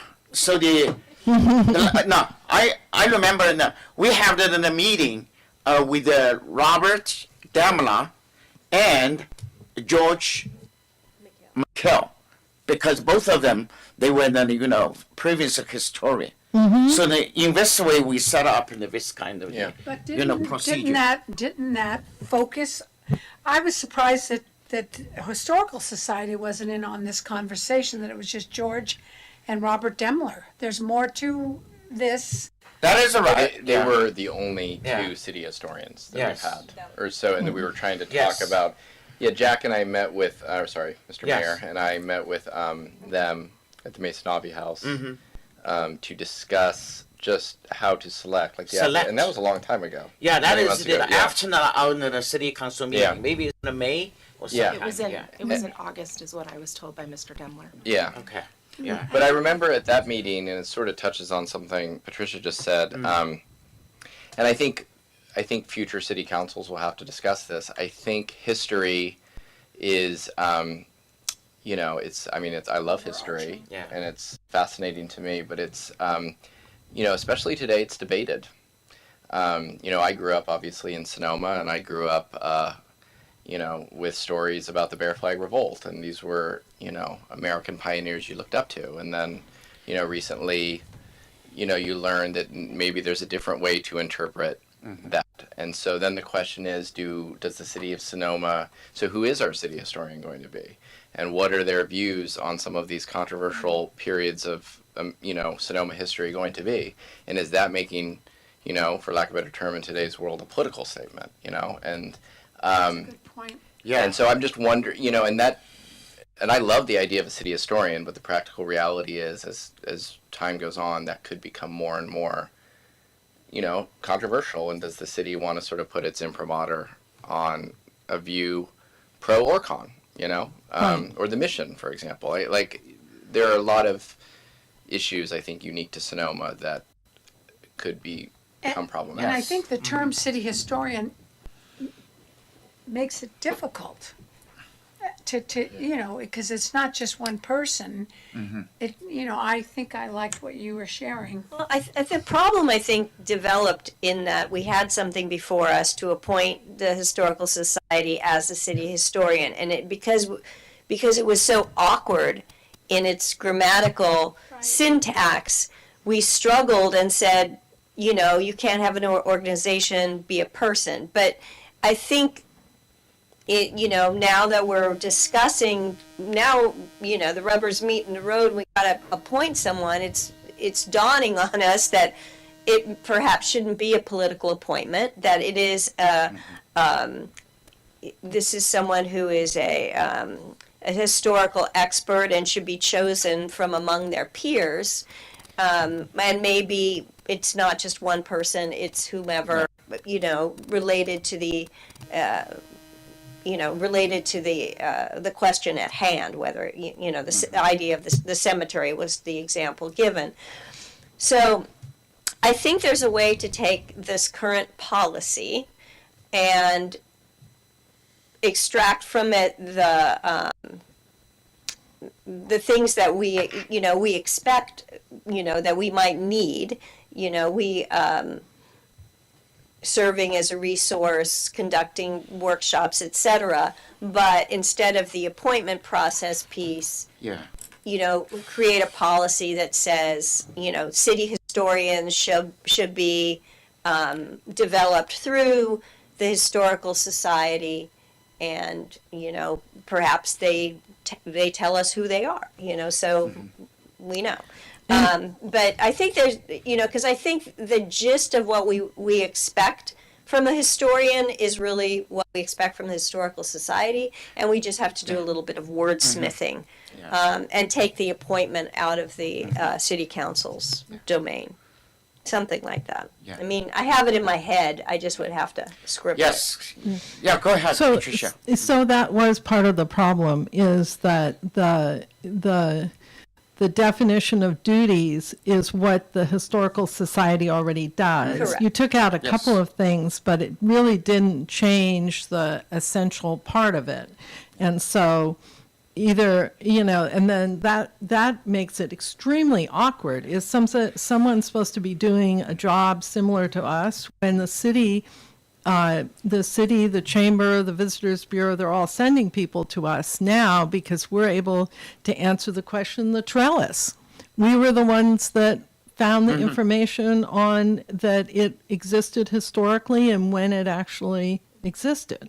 So, yeah, that is part of the problem, is that then what is a city historian? It doesn't really have. And the possibility exists that if we don't change this, because and I voted for it, as we all did, because Yes, I think we we all were did. wrestling with this whole quandary here, and that's okay. Yeah. You can take a beat and go back and take a look. All good. That we should recognize what the Historical Society does and put that in there, and we don't want to run the risk that something happens and a political appointment is made, that somebody's brother-in-law is just retired from, UC Berkeley, and now he's the city historian, has nothing to do with the Historical Society, hasn't been around, and then you've got this honorary title, sort of getting back to your point, Ms. Agramonte, was some sort of vanity issue or a political thing. We don't want it to be political. I mean, there's enough political debate about history. We don't have to add to Yes, it. that is right. So, I don't know. I'd like to just not act on this tonight and bring it back. I'm happy to work on it and see if we can come up with something that meets everybody's, that sort of really encapsulates what exists right now. I don't want to create. We're not recreating the wheel. We're just putting it. Like silos. Yeah, we're putting it in, and see if that works, because I don't think we could do a better job of choosing someone than you could, and so you should. So could I turn to our city attorney? Which way are we going now? Leave me alone. It sounds to me like, I think Council Member Lowe is the one who seems to be pointing in the right direction. You don't need to take an action tonight. There seems to be a shift in the focus here, and have maybe Council Member Lowe and staff work out some language and bring it back for council action at the next council meeting. Thank you so much. Yes, that is good. How about you, Dita? Because right now it looks like we come back in again. Yeah, I think the most important thing is community service cannot be affected because of this kind of thing. And as far as I know, you are continuously providing these kind of day-to-day services for each related department and community. Yeah, yeah. Thank you very much. Yeah. Thank you.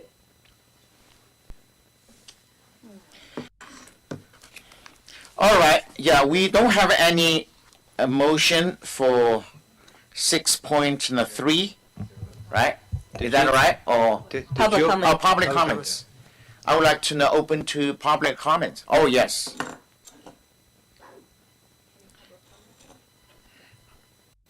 About history? Yeah, history. I want to make sure we're still on topic here. Robert Frank, Larkin Drive.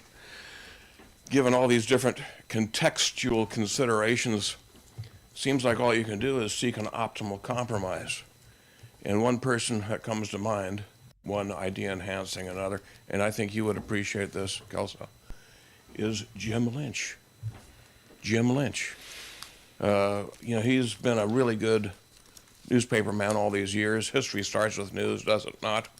And then after a period of time, somebody has to interpret that news into some kind of historical, context. And at the very least, if he wouldn't be, the person for the job, I'm sure he could network very efficiently someone who could. He's been around a long time. And when he writes with, sentiment and background. And I hope I'm not offending him. Thank you. You're talking about Bill, right? Not Jim. Oh, I'm sorry. Yeah, Bill. Bill Lynch. Yeah. Thank Bill you. Lynch, I yes. appreciate you. Jim's his brother. Yeah. Well, All right. in fact, for the Women's Club, he helped us. I wrote an article recently in our newsletter. He talked about how the Women's Club got rid of the nudists in this valley. It's gone. Mr. Mayor, can we take a 2-minute break? Oh, sure. Yeah, we're taking a 2 minute. And then, that's great. We haven't made the motion yet. Yeah, that's good. When you come back, you also need to do the motion to Yeah, we went on- continue after, because you're Yes. after 9 o'clock. Oh, okay. Yeah.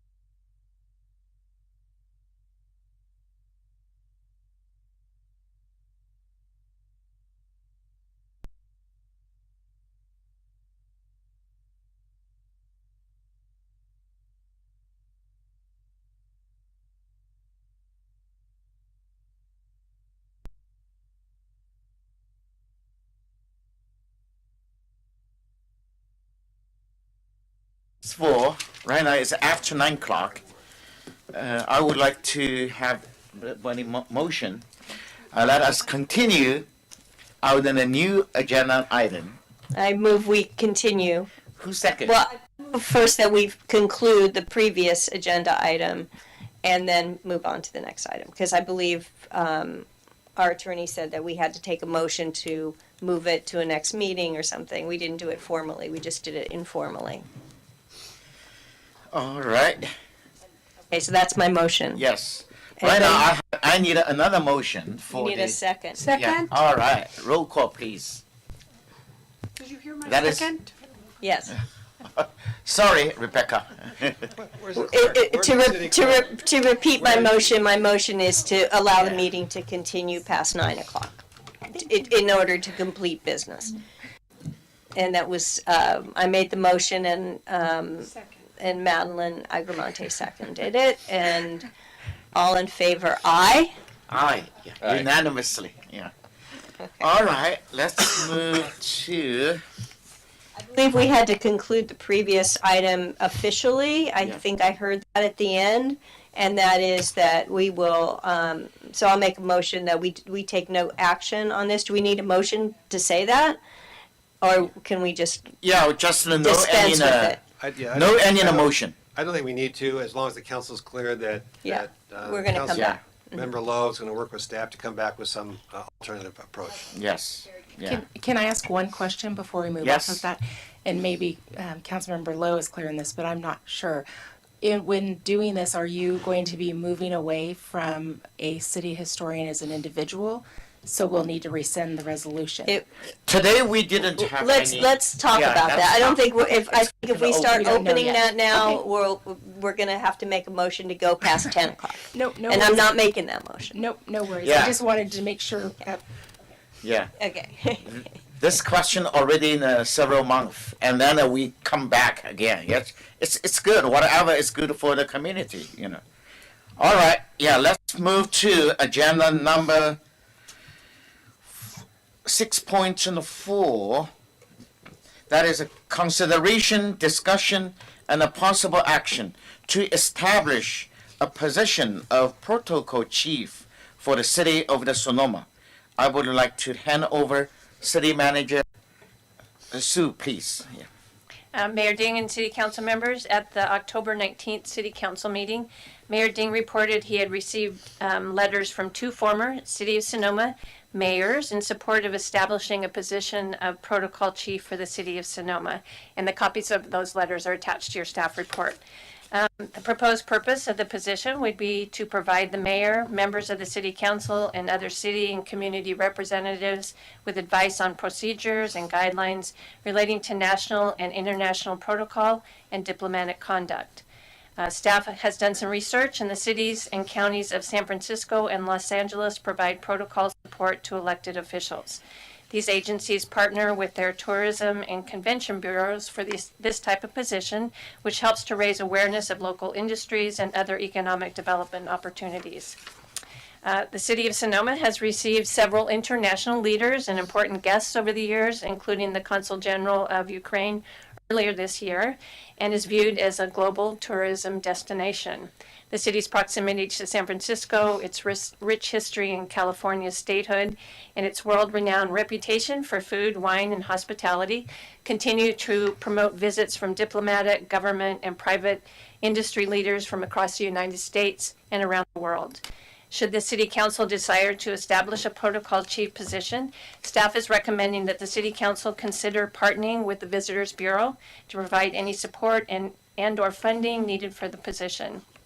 Mayor Ding requested that this item be placed on the agenda for full council consideration, discussion, and possible action to determine the priority of establishing a chief of protocol position and to provide staff direction for next steps. Staff is recommending the City Council consider, discuss, and take possible action on establishing a chief of protocol position. Thank you, Sue. As you know, that I bring the topic to on the City Council starting from the last the meeting. So actually, out in the city, getting more and more get an attraction from the domestic and also international. Also, this is out in the legacy. And out in a small town, I always very proud out in a small town, and can play a very important role on the international stage. And we have the 7 sister cities. Sonoma is one of very, very few same-size city in United States have so many, sister cities. And also, all these kind of 7 sister cities are very active, basically, and they represent all different perspectives. So during the past years, I want to say go back to maybe 20 years or 30 years, and the local here just doing the volunteer work, never get any officialized this kind of position, or we just got a service. I think right now it's a good time for us to see, and if we need this kind of a title to help out in the city, to continuously to serve out in the city, and shining out in the city.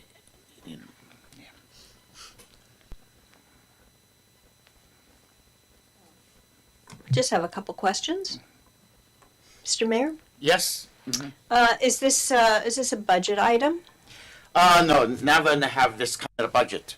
When you talk about the budget, I like to disclose some of the issues.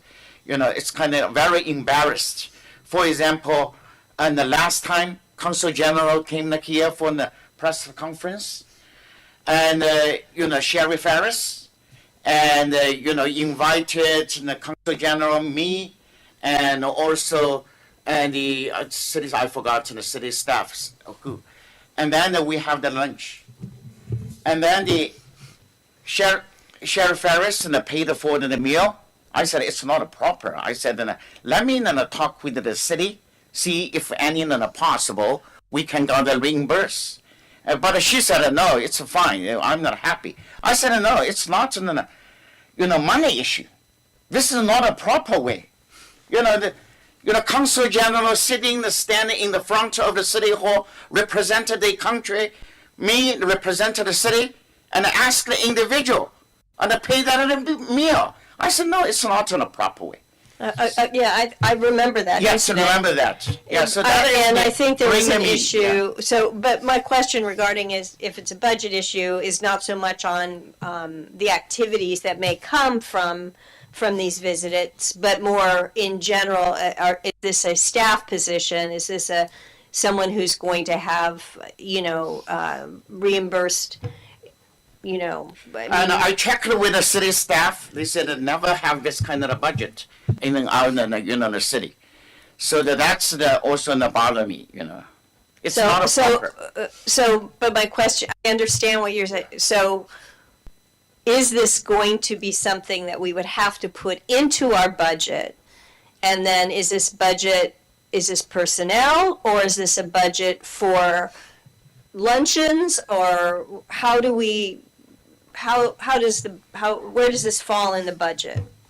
If perhaps the city manager or somebody can answer me. I don't care who. Well, the way that the position was, we had talked about it as being, some maybe like a city historian, but Mayor Ding would like it to. He was thinking of it as a position for the city. If we do that, then we would have to create, a Policy. classification for the city.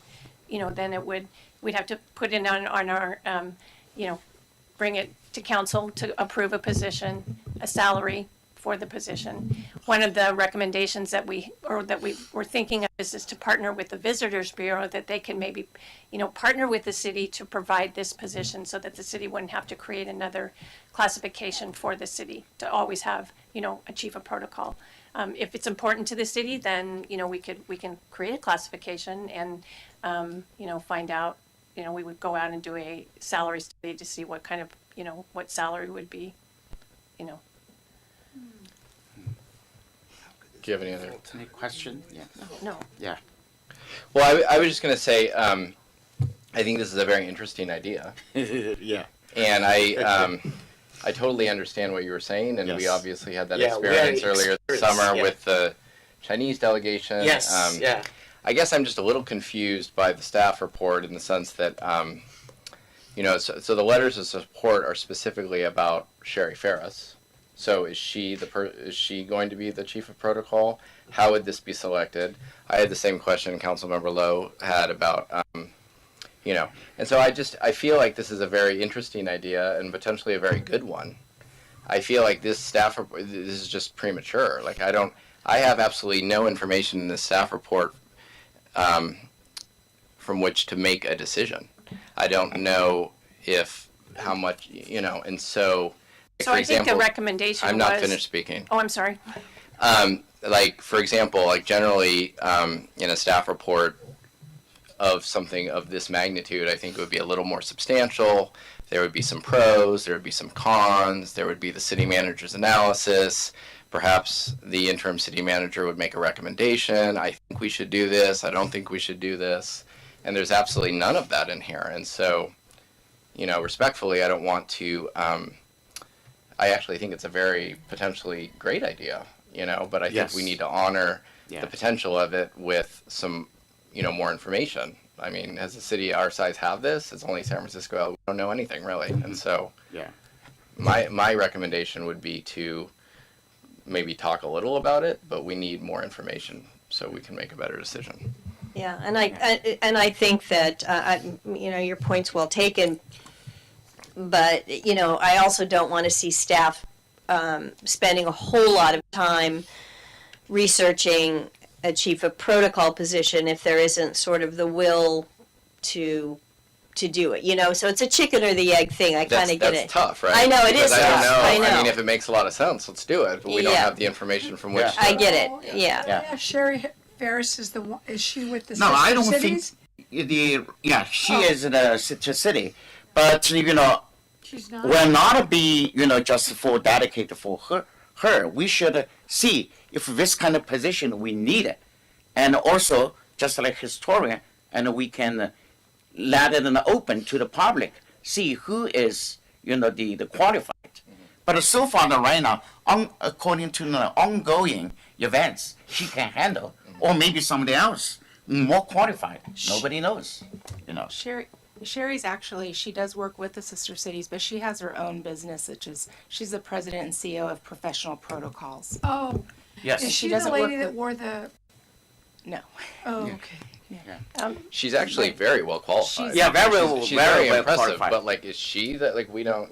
Yes. That's a little premature. She also training some of the staff from the Department of the State, the client, yeah. That sounds Yeah, so a lot of the advices, not only for me, and the previous two mayors, they also got the advices. It's very, very valuable.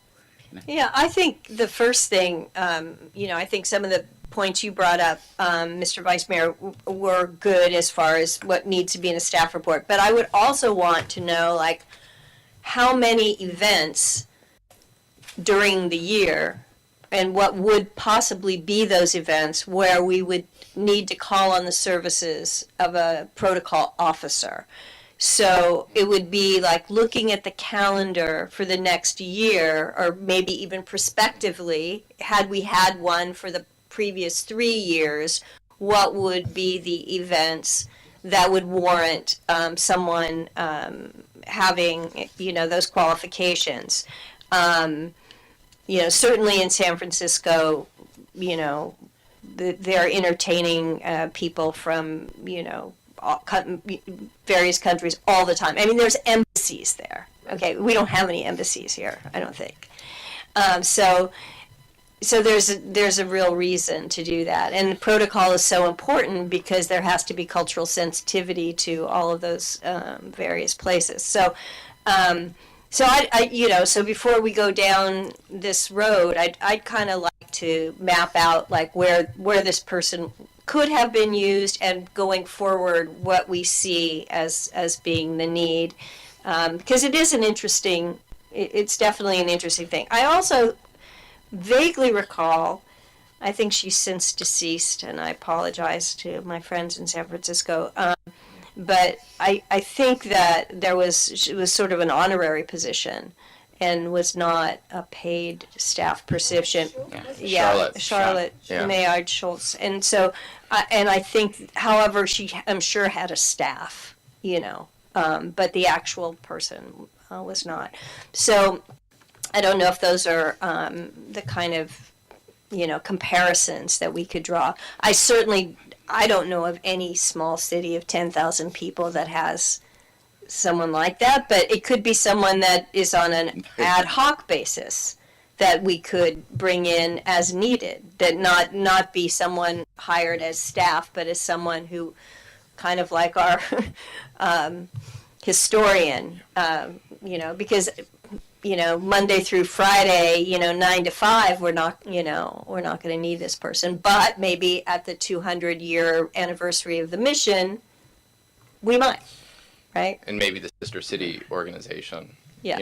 Just similar to the last Similar, conversation. exactly. Like historical society, sister They, city. Yeah. they might provide someone to be the protocol officer for that event, because I'm concerned about the budget. Like if we had to decide, how adding staff, would this be at the top of the list? And if there's a way to accomplish the need without having to create another staff job, I think that, the need is there, obviously, but how do we take care of it? If I can just, because I Let was. me, yeah. Oh, go ahead. Well, I was just going to answer Councilmember Lowe's question or her comment about knowing if other cities our size had this type of a position. I actually did the listserv, which when I talk about the listserv, the California League of Cities has listservs for the different departments. It goes out across all the members of the league, so 480 cities. And they're pretty, we get a lot of input from them. And I actually asked this question on the listserv of what cities, if they had sister cities, if they had a position such as this, if they did, was it paid, what was their population? And across the board, I probably received, I want to say probably about eight responses on that one, because not very many cities have it. And of those 8 that have it, the largest city was Sacramento. And they have, I think they said they have 12 sister cities, and the city clerk is the protocol person. It's part of that job. In all of the cities that responded, it falls under the city clerk, and I'm actually the person that is the liaison with the sister cities as the city clerk. And just in the past, I will just share with you, if you would like, some of the history on that over the last, since I've been here in 6 years. Before this year, which was very busy with the consul general coming from the Ukraine, in the past, pretty much the entire letters back and forth, once or twice a year, sometimes 3, depending on if something was going on. The mayor usually attended in February an event at the Chinese embassy or consulate in San Francisco. In February, we provided a gift. There was an exchange. There hasn't been that much activity. This year has been a lot more than normal. But as far as cities that have it, it's that nobody responded that they did. And it was across the board as far as population. Yep, I totally agree. Thank you for those kind of facts. So that's the reason why our Sonoma is so special.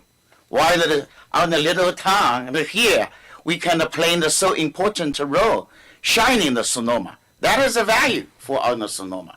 So and we are very lucky, fortunately. We can use our local, these kind of volunteers. They are very professional. Sometimes they are more knowledge, more experience, broader vision than us, so that we can use them. But right now, how we can use them, and that is another question. So that we cannot say, we are so small, and look at San Francisco, they have this kind of position. It doesn't mean that. That is different in our Sonoma. I don't agree with you. So, but you're right. How we can handle it, how we can, process it, continuously encouraging our local these kind of talents, help the city to move forward. Just like a historian, the same thing, you know. And I think just to back up your point about us being unique, I think we are unique. Yes. In terms of the number of sister cities. I mean, I think Yeah. most cities our size Yeah, have no, one or yeah. two. Yeah, We one have or two. 7. Bigger city, you Yeah. know, Santa Rosa. They have, this is our legacy. We should carry over. If we were not support to give them the very favorable environment, these kind of people will walk away, you know. But look at the, you know, Ukraine this time. We have already raised $100,000. Each time when I have the meeting outside, you know, out of the, you know, for example, in Long Beach last time, other cities, they congratulate. How did you do that? You know, every time I'm very proud to be as the Sonoma. Yeah, so that is the difference. We are not San Francisco, we are not LA, but we can do the better job than them. That is, I fear. So also that's the part of the reason. I work with lots of the passion and I want to move. Good for our Sonoma. Added a value to our Sonoma. I agree. I think we can do a better job. Yes. I agree. Yeah. And I think we just have to figure out how best to do that.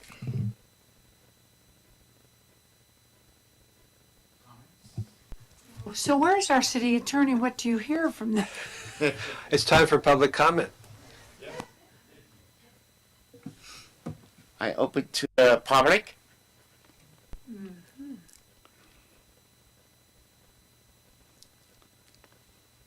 No? No one that is. All right. Yeah, let me close. The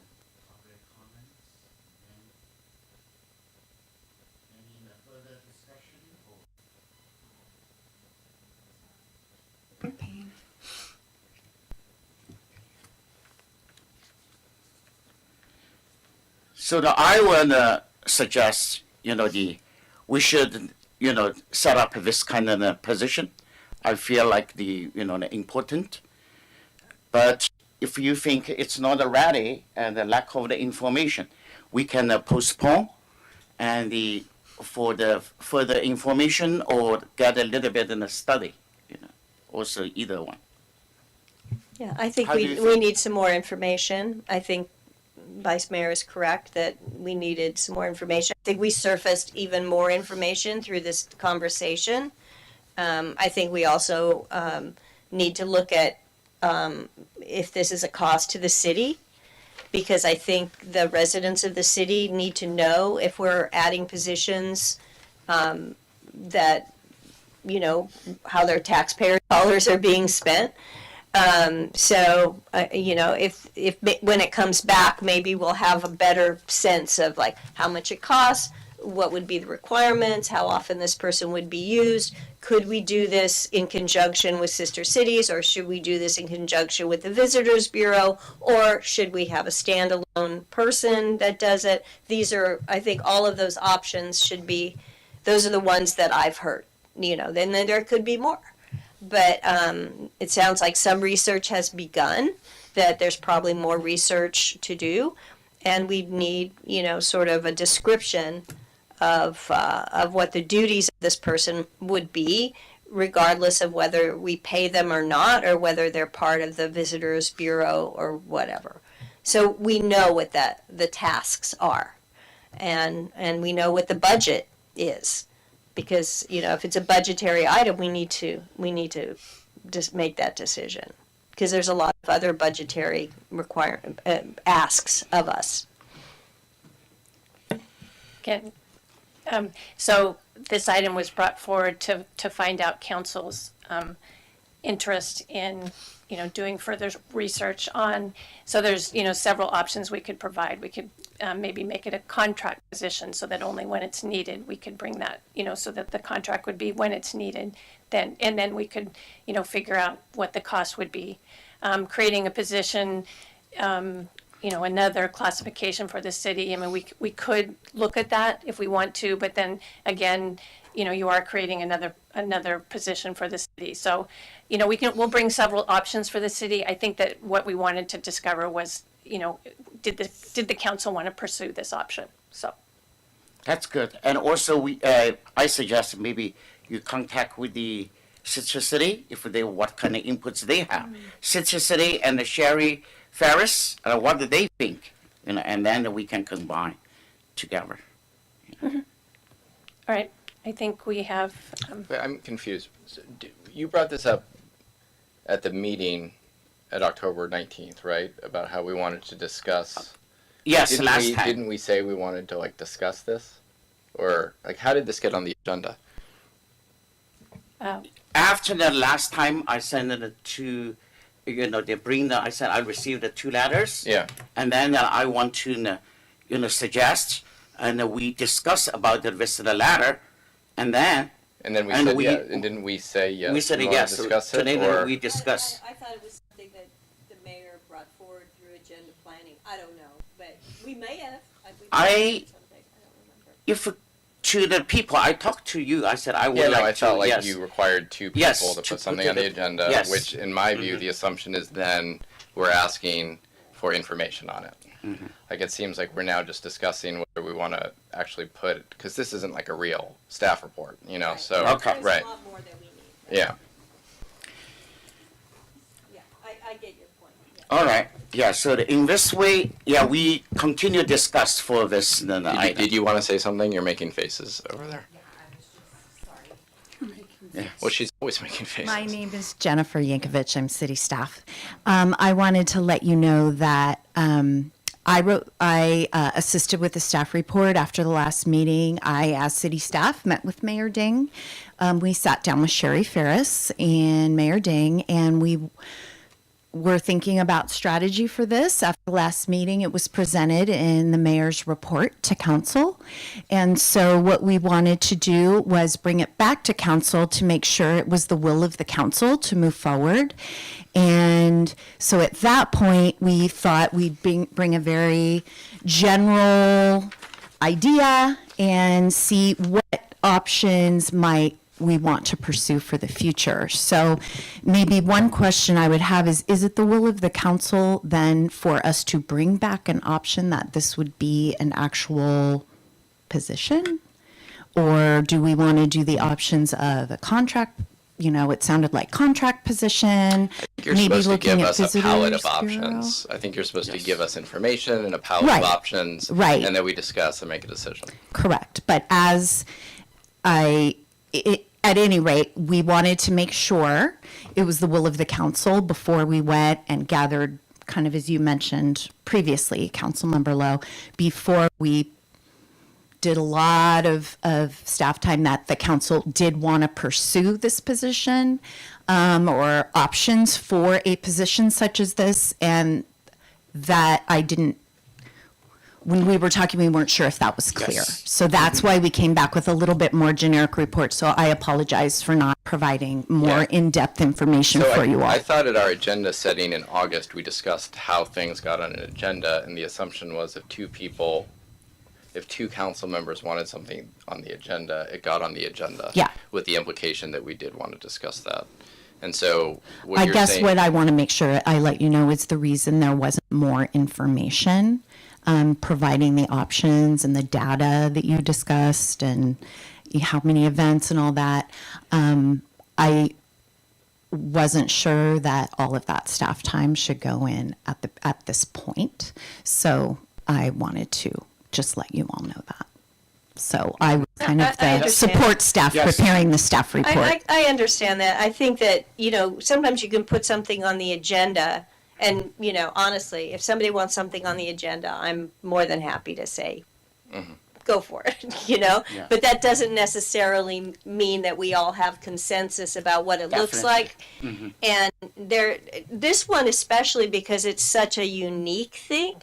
Right. It's not like something like you would say, we want to have an ordinance about trellises. Okay, I'm just going to say that because we talked about trellises. We all know what a trellis is, and everybody would nod their head and they'd Right. come back and they'd say what it is.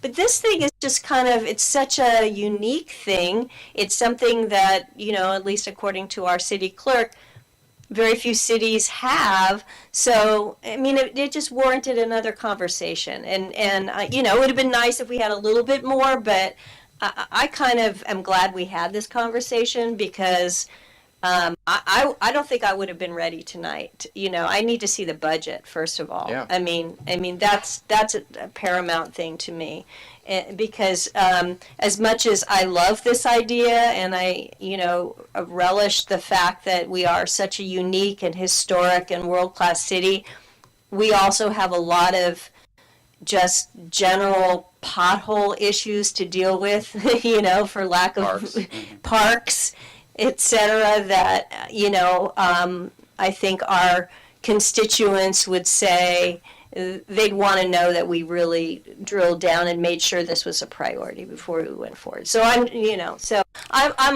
okay with it, but thank you for the explanation. I could see how this happened. This is just a unique thing, I think. Thank you, Jennifer. Yeah, please. Oh, yeah, let me then open to public. Yeah, you have. Oh, yeah. okay. Robert Frank again, Larkin Drive. Sometimes protocol is the polar opposite thing of what you think it is. We have, over the many years, entertained several heads of state because they wanted to see the best of the best of Garden State railroading. The Secret Service would go there, and they would walk our perimeter. They wanted a map of all our cameras, and they wanted absolute anonymity. So where you're coming from is, all the grandness that we can provide. And sometimes it is quite the opposite of that. I just wanted to point that out. Thank you. Thank you. Well, since everybody else did. I'm a member of the Sister Cities also.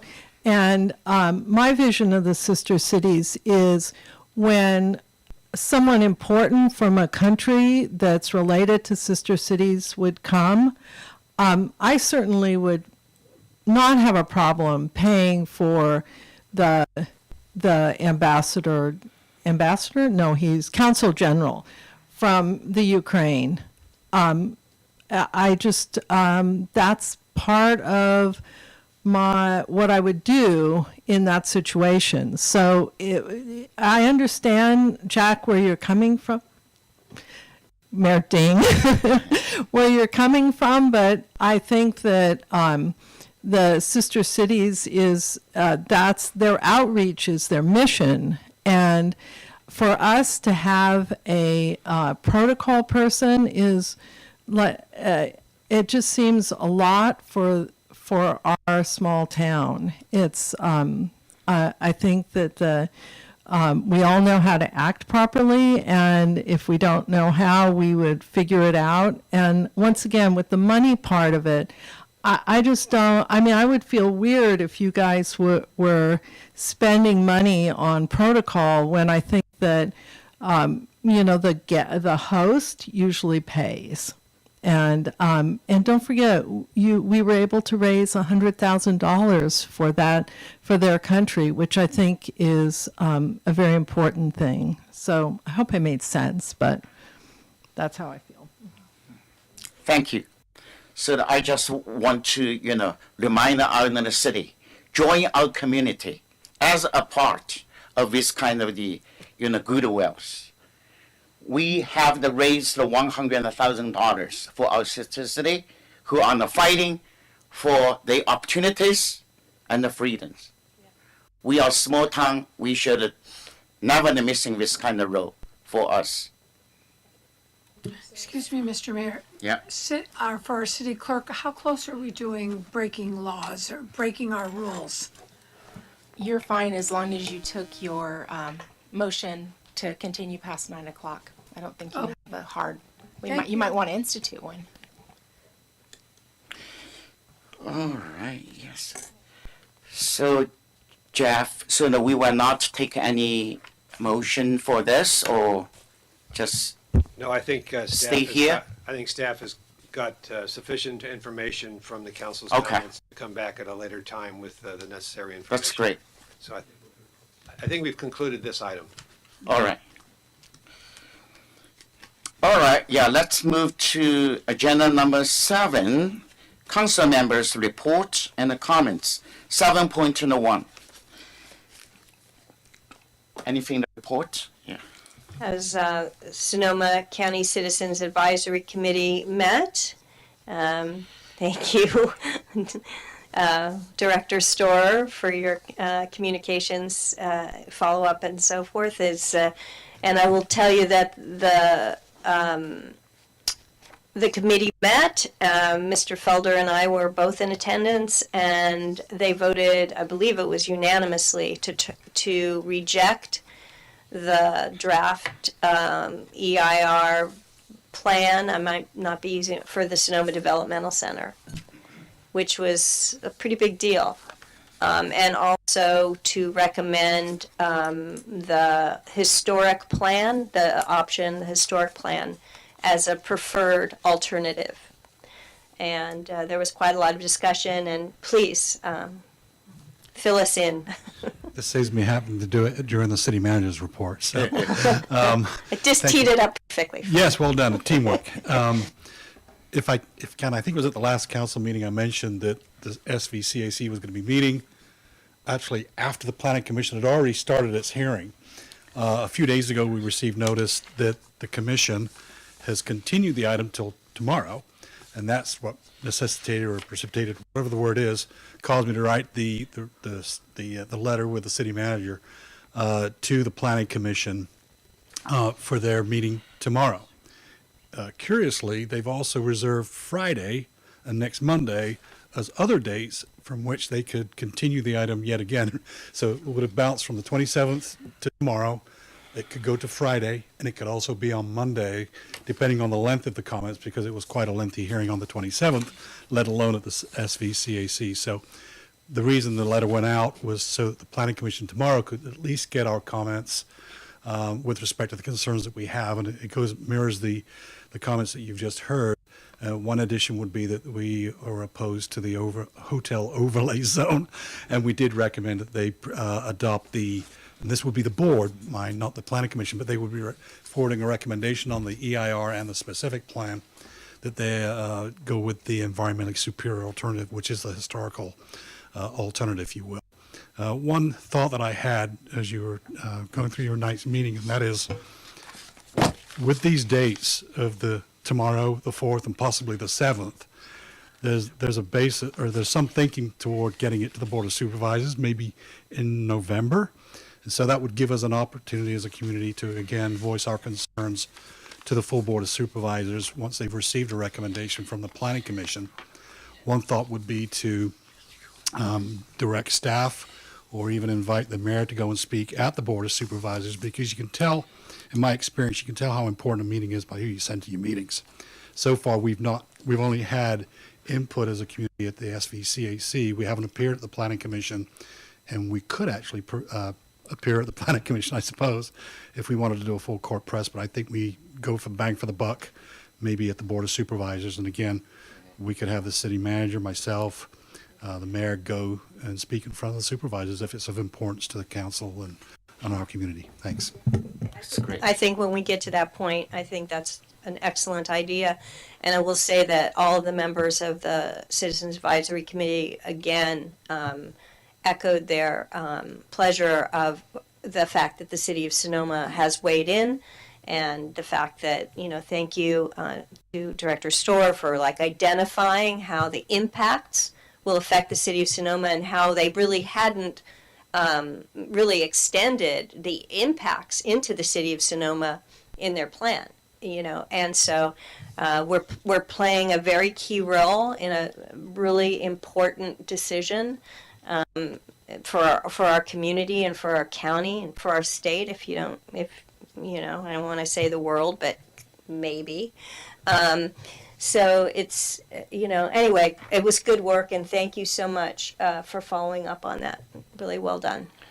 When is that Board of Supervisors I hearings? heard I'm sure it's the on 9th of December or so. I don't know why I have that date in my head. It could be that I have a dentist appointment. Yeah. I don't know. But it's just for some reason I have that. But it's sometime the first week of And that's the Board of Supervisors, not the planning At the Board of Commission. Supervisors, yeah. I think they're trying to get it to them by December. I think that's a great idea for the mayor, and I would Mhm. love you, Councilmember Lowe, to be able to go, and David, that would be great. to- Yeah. Yes. Yeah, we'll definitely, when we Yeah. get there, we'll be there, yeah.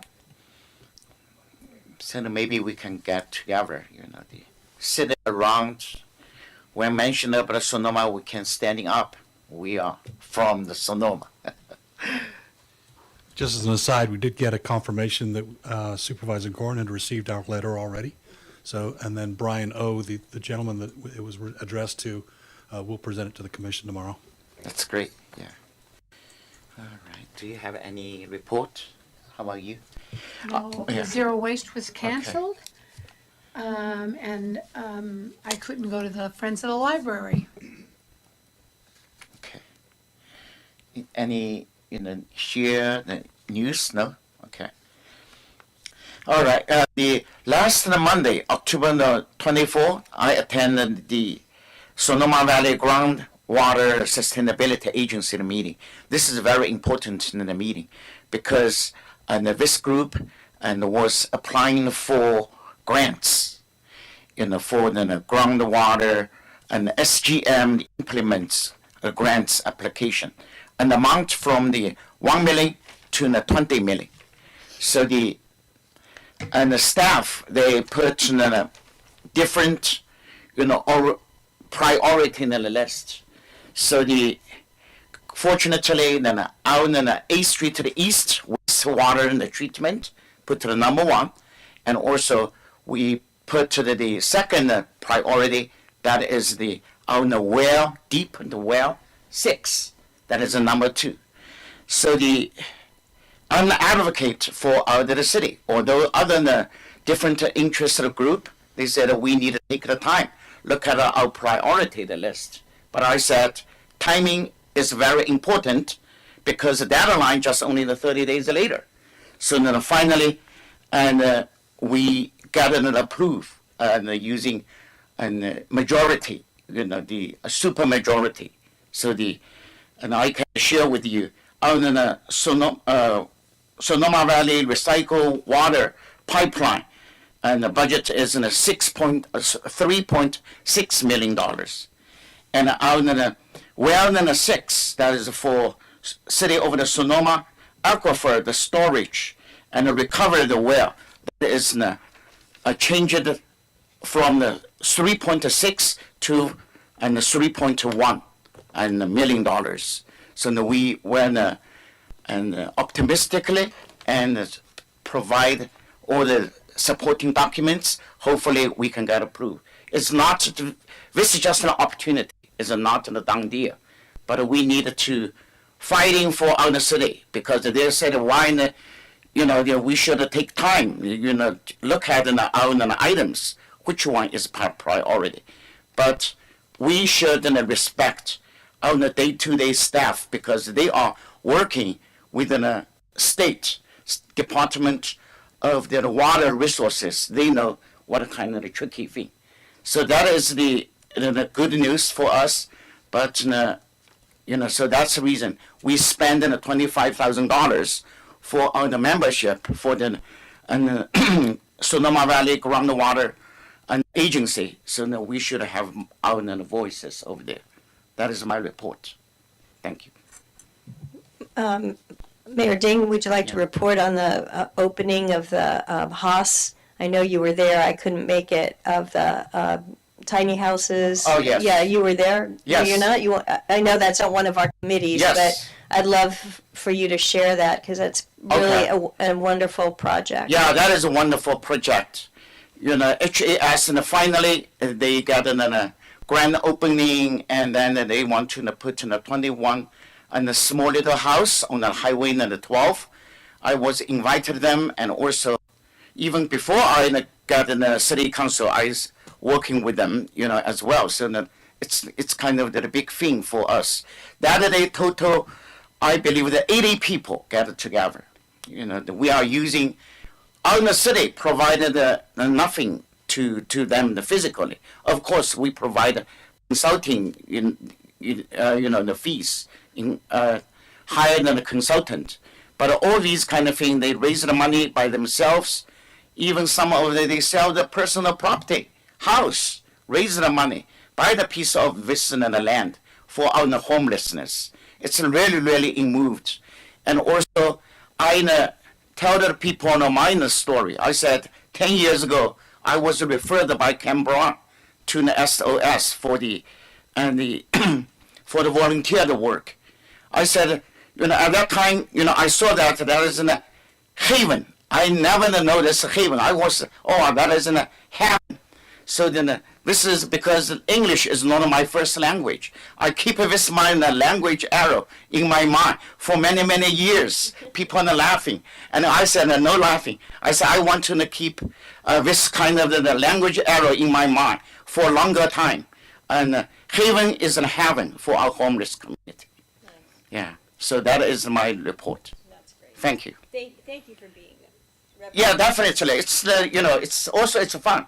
Look, a lot of the people, they donate the money, they donate the hours. I don't know, compared with them, yeah, we are really, really did very, very little.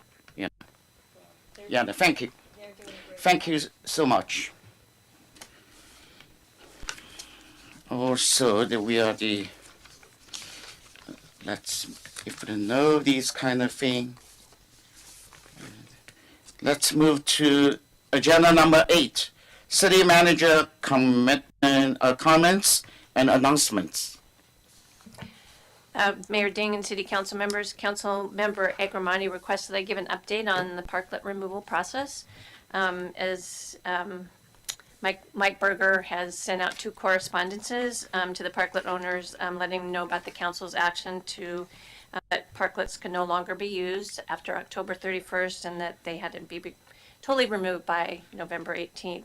He hand-delivered letters to all the parklet owners, and then he sent out reminder notices this past week. So I just wanted to, and Mike is continuing to work personally with all the parklet owners on getting the parklet removals completed. So on the First Street East closure, Maya has completely removed all their tables and other equipment from the street, and then Pangloss has started working on pulling their parklet down. The removal process will take a couple of days, but we're ahead for where we thought we would be on the street. And as soon as Pangloss structural removal is completed, then Public Works will work to open up the street. And what they do, they have to clean the street and make sure that everything's safe. And they have to put certain signs up to let people know that now the street is open. So people know that the street can be used again. So 11 parklets in the city, 2 have already been completely removed. 5 more are in the process of removing their materials. 4 of the parklet owners have not yet contacted Public Works, but Mike is following up with them during this week, and he doesn't see any issues with all the parklets being removed by November 18th. I actually thank you so much because, I thought, is this really going to happen? And it has. I saw Pangloss tearing down Maya. I think Burgers and Vine, is that their name? Yes. Yeah, Corey, yeah. Yeah, I think they're B&V, right? Yeah, they, yes. They've removed all their tables and the heaters are out, and he's scheduled to start tearing down the parklet this week. So he's working with, because of the safety issues, they have to make sure that all the that the roads are blocked off. And you saw Della Santina's parklet is gone, and the street is opened up on that side. I was so surprised. I was surprised by that. And thank you for following up with John Paul, the gentleman from Los Altos, with the accident that happened. It's kind of the whole thing is confusing because he says, I'll ask my wife if she's ever been in contact with the city. I don't understand what all that is about when you're. Right. So we have contacted both of them. Rebecca's actually spoken to both of them and emailed them. And also Mike Berger has spoken to him as well. Yeah, I appreciate that. I never expected people to actually comply. I don't know what I thought was going to happen. We had to bring in the National Guard or something. But so I'm very pleased about that.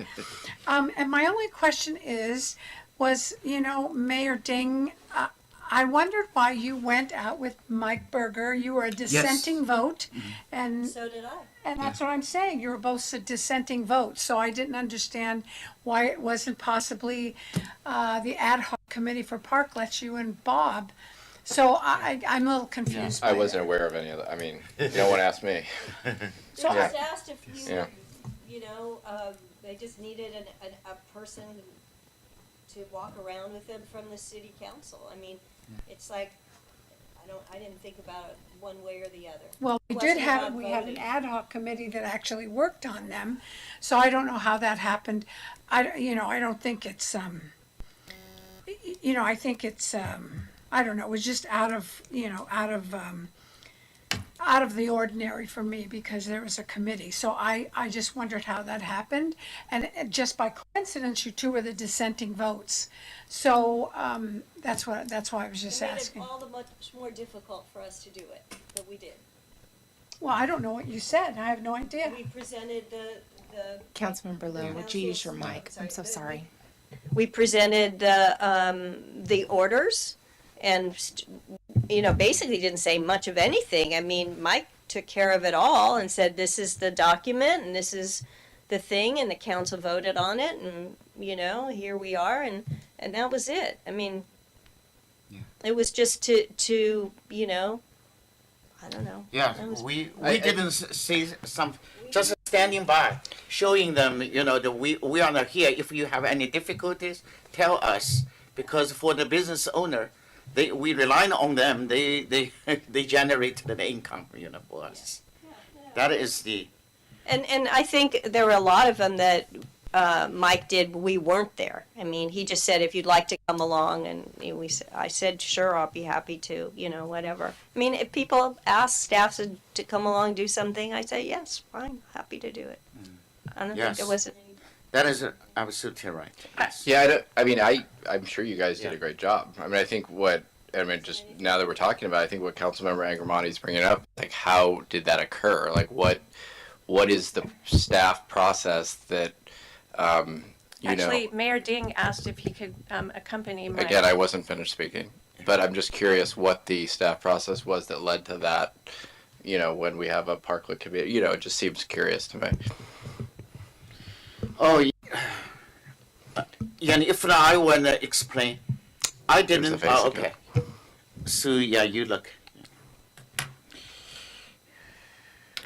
Yeah, I think Yeah. it was just the mayor asked I to do saw- it, and then yeah. he couldn't do it one day, and they said, are you around? And I said yes. I mean, I'm that's, sorry, I yeah. never realized this issue. Maybe that is I made. Yeah, we have it in a parklet, subcommittee. Because for me, I just said, But it I wasn't- just, got them, let them feel comfortable. Yeah. That's it. That I'm not, want to. I think it was great that you. I mean, I think that's not. Yeah, I don't think that's what Councilman Angramani is bringing up. No, I think the get city it. I mean, council maybe there should have representatives are been a good. process or Yeah. something like that. Maybe there should have been I don't know. Yeah. I mean, we're inventing this whole thing as we go along, and so is, if you're following the news, so is every other city. They're all wrestling with it. Well, so I just thought I'd mention it. Yeah, you're right. Yeah, you're right. Yeah, the other. been I mentioned. didn't, to be compliant is more important. We have it in a, structure.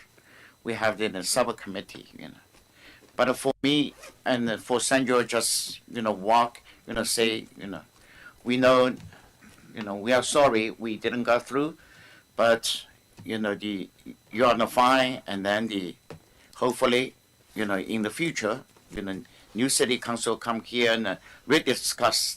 That is. Yeah, but I think Mike did most of the, I mean, I didn't say anything. It was mainly protocol. This is the date, here's the papers, here's the thing. Yeah, I That's think, it. actually, I'm so surprised it's going so well. I thought we would, like I said, call in the National Guard. Yes. I mean, Jack and I did must have been good. Then we did that. Well, that's not the point. No, I just. But I'm very pleased with that process because Yes. it's very clear. It basically says, if Yeah. you don't get a hold of us by this date, here's what we're going to do.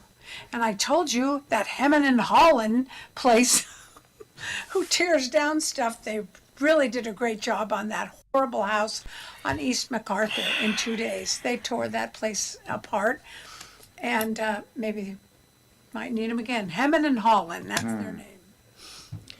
All right. Okay, let's finish agenda number 7. Let's move to, Mayor. 6. And then, okay, you have. Sorry, Mayor Dean, before we move away from the city managers, I was actually going to do Yes. a quick update. 2 things, the call for nominations for the alcalde went out on Monday. The deadline for those submissions is December 9th. The call for the nominations for the treasure artist went out today. The deadline for that is also December 9th. And tomorrow we will be submitting I'll be releasing the press release opening the recruitment for all of your commissions and committees. I was able to work with our board manager, and they moved us up in development, and we have the updated application, and it's online and available for use.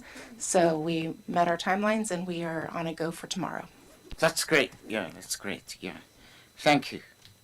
Thank you so much. Anything else? And Sue, do you have anything, announced or future agenda?